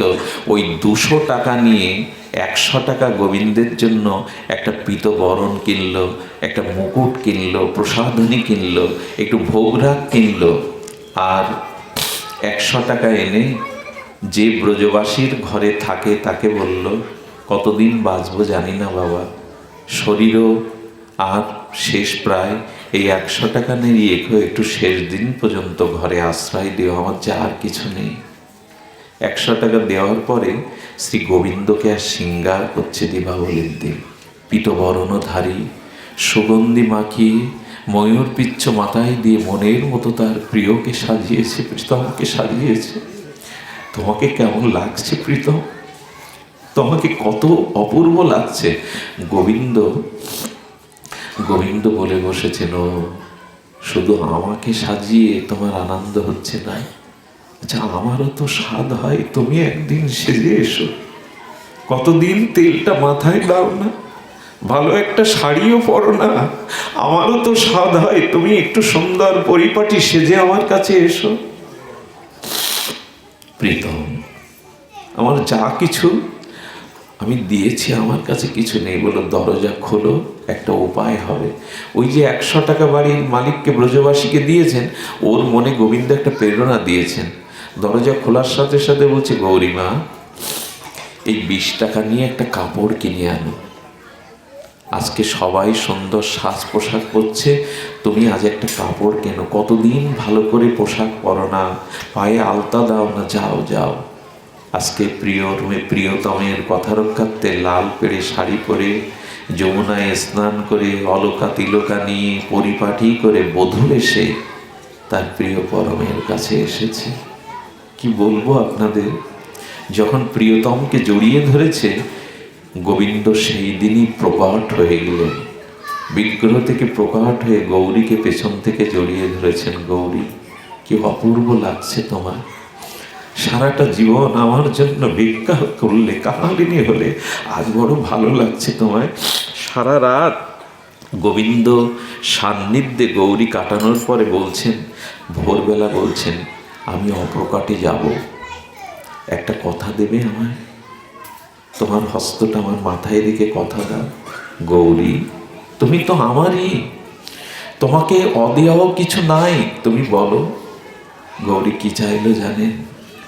গৌরী চাইল, আমার শেষ যাত্রায় তুমি আমার সাথে থেকো, আমার অন্তিম যাত্রায় তুমি আমার সাথে থেকো। ভগবান তিনি সচ্চিদানন্দময়, চোখে জল ভরে গেল। গৌরী, আমি কথা দিলাম আমি শেষ যাত্রায় তোমার সাথে থাকবো। তিনি থাকেন, আর কেউ না থাকলেও। এর কিছুদিন পর গৌরীর ভাব দিব্য উন্মাদ হয়ে গেল। সারা রাত বসে বসে নাম করেন, তার প্রিয়তমের সাথে, তার সুকুমায়ের সাথে মনের ভাব বিনিময় করেন, কত কথা বলেন। একদিন ব্রজবাসী বাবা দেখল রাতে গৌরী আর কোনো কথা বলেনি। বেলা 8টা বেজে গেল, গৌরী দুয়ার খোলেনি। দুরু দুরু বককে ভয়ে ব্রজবাসীদের ডেকে দরজা ভাঙলেন। ভেঙে কি লেখলেন জানেন? ঘরটা দিব্য আলোয় আলোকিত হয়ে গেছে। গৌরীর দেহটা যেন চিন্ময়, দিব্য জ্যোতির্ময় হয়ে গেছে। তার প্রিয়তমকে বুকে জড়িয়ে ধরে চিরদিনের মতো তার প্রিয় পরমের কাছে গৌরী বিদায় নিয়েছে, চিরপ্রস্থান করেছে। সঙ্গে সঙ্গে সমস্ত ব্রজবাসীরা আর গৌরীকে অন্তিম যাত্রায়, তখন যমুনাতে সলিল সমাধিও দেয়া হতো। গৌরী মাকে সাজিয়ে ব্রজবাসী বাবা চতুর্দোলাতে করে গৌরীকে আর নিয়ে যাচ্ছে। কথা দিয়েছিল, তুমি শেষ যাত্রায় আমার সাথে থাকবে। কি বলবো, 150 বছর মাত্র আগের ঘটনা। বৃন্দাবনে একটা হঠাৎ রথ আসছে সামনে। সেই দিব্য রথে এক যুবরাজ পীতবরণ, কি অপরূপ তার সৌম্য, তার দিব্য জ্যোতি। রথ থেকে নেমেই ব্রজবাসী বাবাকে বললেন, আপনি ওই স্কন্দটা আমার কাঁধে দিন। স্বয়ং ভগবান কথা রাখবার জন্য গৌরীর অন্তিম যাত্রায় আজ কাঁধে নিলেন গৌরীকে। সবাই ভাবছে কোথা থেকে কে এলেন, ইনি যুবরাজ, কি দিব্য, তার দিব্য জ্যোতি। কেউ কোনো প্রশ্ন করছে না। আজ গৌরীকে যমুনার তীরে গিয়ে আজ বললেন, আপনারা যদি অনুমতি দেন আমি গৌরীকে স্নান করিয়ে দেব। শীতল যমুনার জলে স্নান করে তিলক করে দিয়ে বলছে, গৌরী এই দেখো, আমি তোমার শেষ যাত্রায় সাথে আছি, আমি ছেড়ে যাইনি তোমায়, আর তোমাকে এই মরজগতে রাখবো না। চলো গৌরী, আমার সাথে নিত্য গৌলক বৃন্দাবনে নিত্য ধামে তুমি আমার কাছে চিরদিন থাকবে। আজ আমি তোমাকে আমার করে নিলাম। গৌরী চিরদিনের মতো তার স্বরূপ ধামে, তার প্রিয় পরমের কাছেই ফিরে গেল। একটা সম্বন্ধ যদি করে তাকে ভালোবাসতে পারি, তাহলে তিনি অবশ্যই সেই ভক্তের সম্বন্ধযুক্ত ভালোবাসাকে গ্রহণ করবেন। অবশ্যই তার স্বরূপ নিত্য লোকে তিনি আমাদের গ্রহণ করবেন।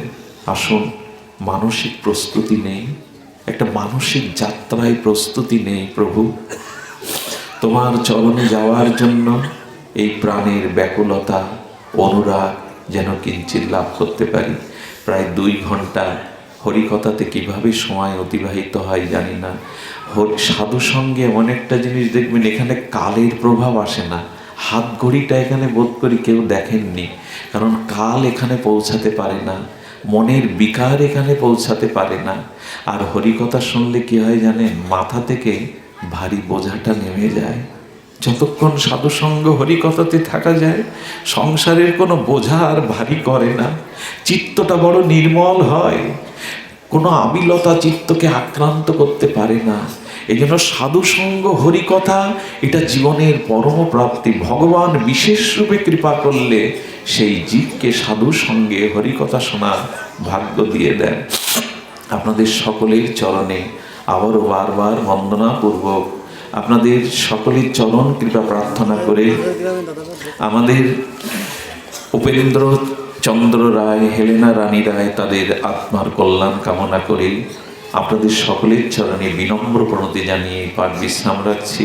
আগামীকাল এই অধমের হরিকথার এখানে সৌভাগ্য প্রাপ্ত হয়েছি। আপনাদের চরণ দর্শন, আপনাদের বদন দর্শনে ধন্য হওয়ার আহ্বান জানাচ্ছি। আগামীকাল 6 ঘটিকায় আবারও হরিকথার প্রয়াস থাকলো। ধন্যবাদ, প্রণাম বাবাজি। আমার জানার ইচ্ছা, প্রশ্নটা আগে সর্ব আত্মা জেনেছি, তার মধ্যে মনুষ্য মধ্যে আত্মা সাক্ষী স্বরূপ। বাবা, এই প্রশ্নটা আমরা কালকে যিনি করেছেন, আমি আগামীকাল প্রশ্নটা কাছে রাখছি, এর উত্তর গোবিন্দ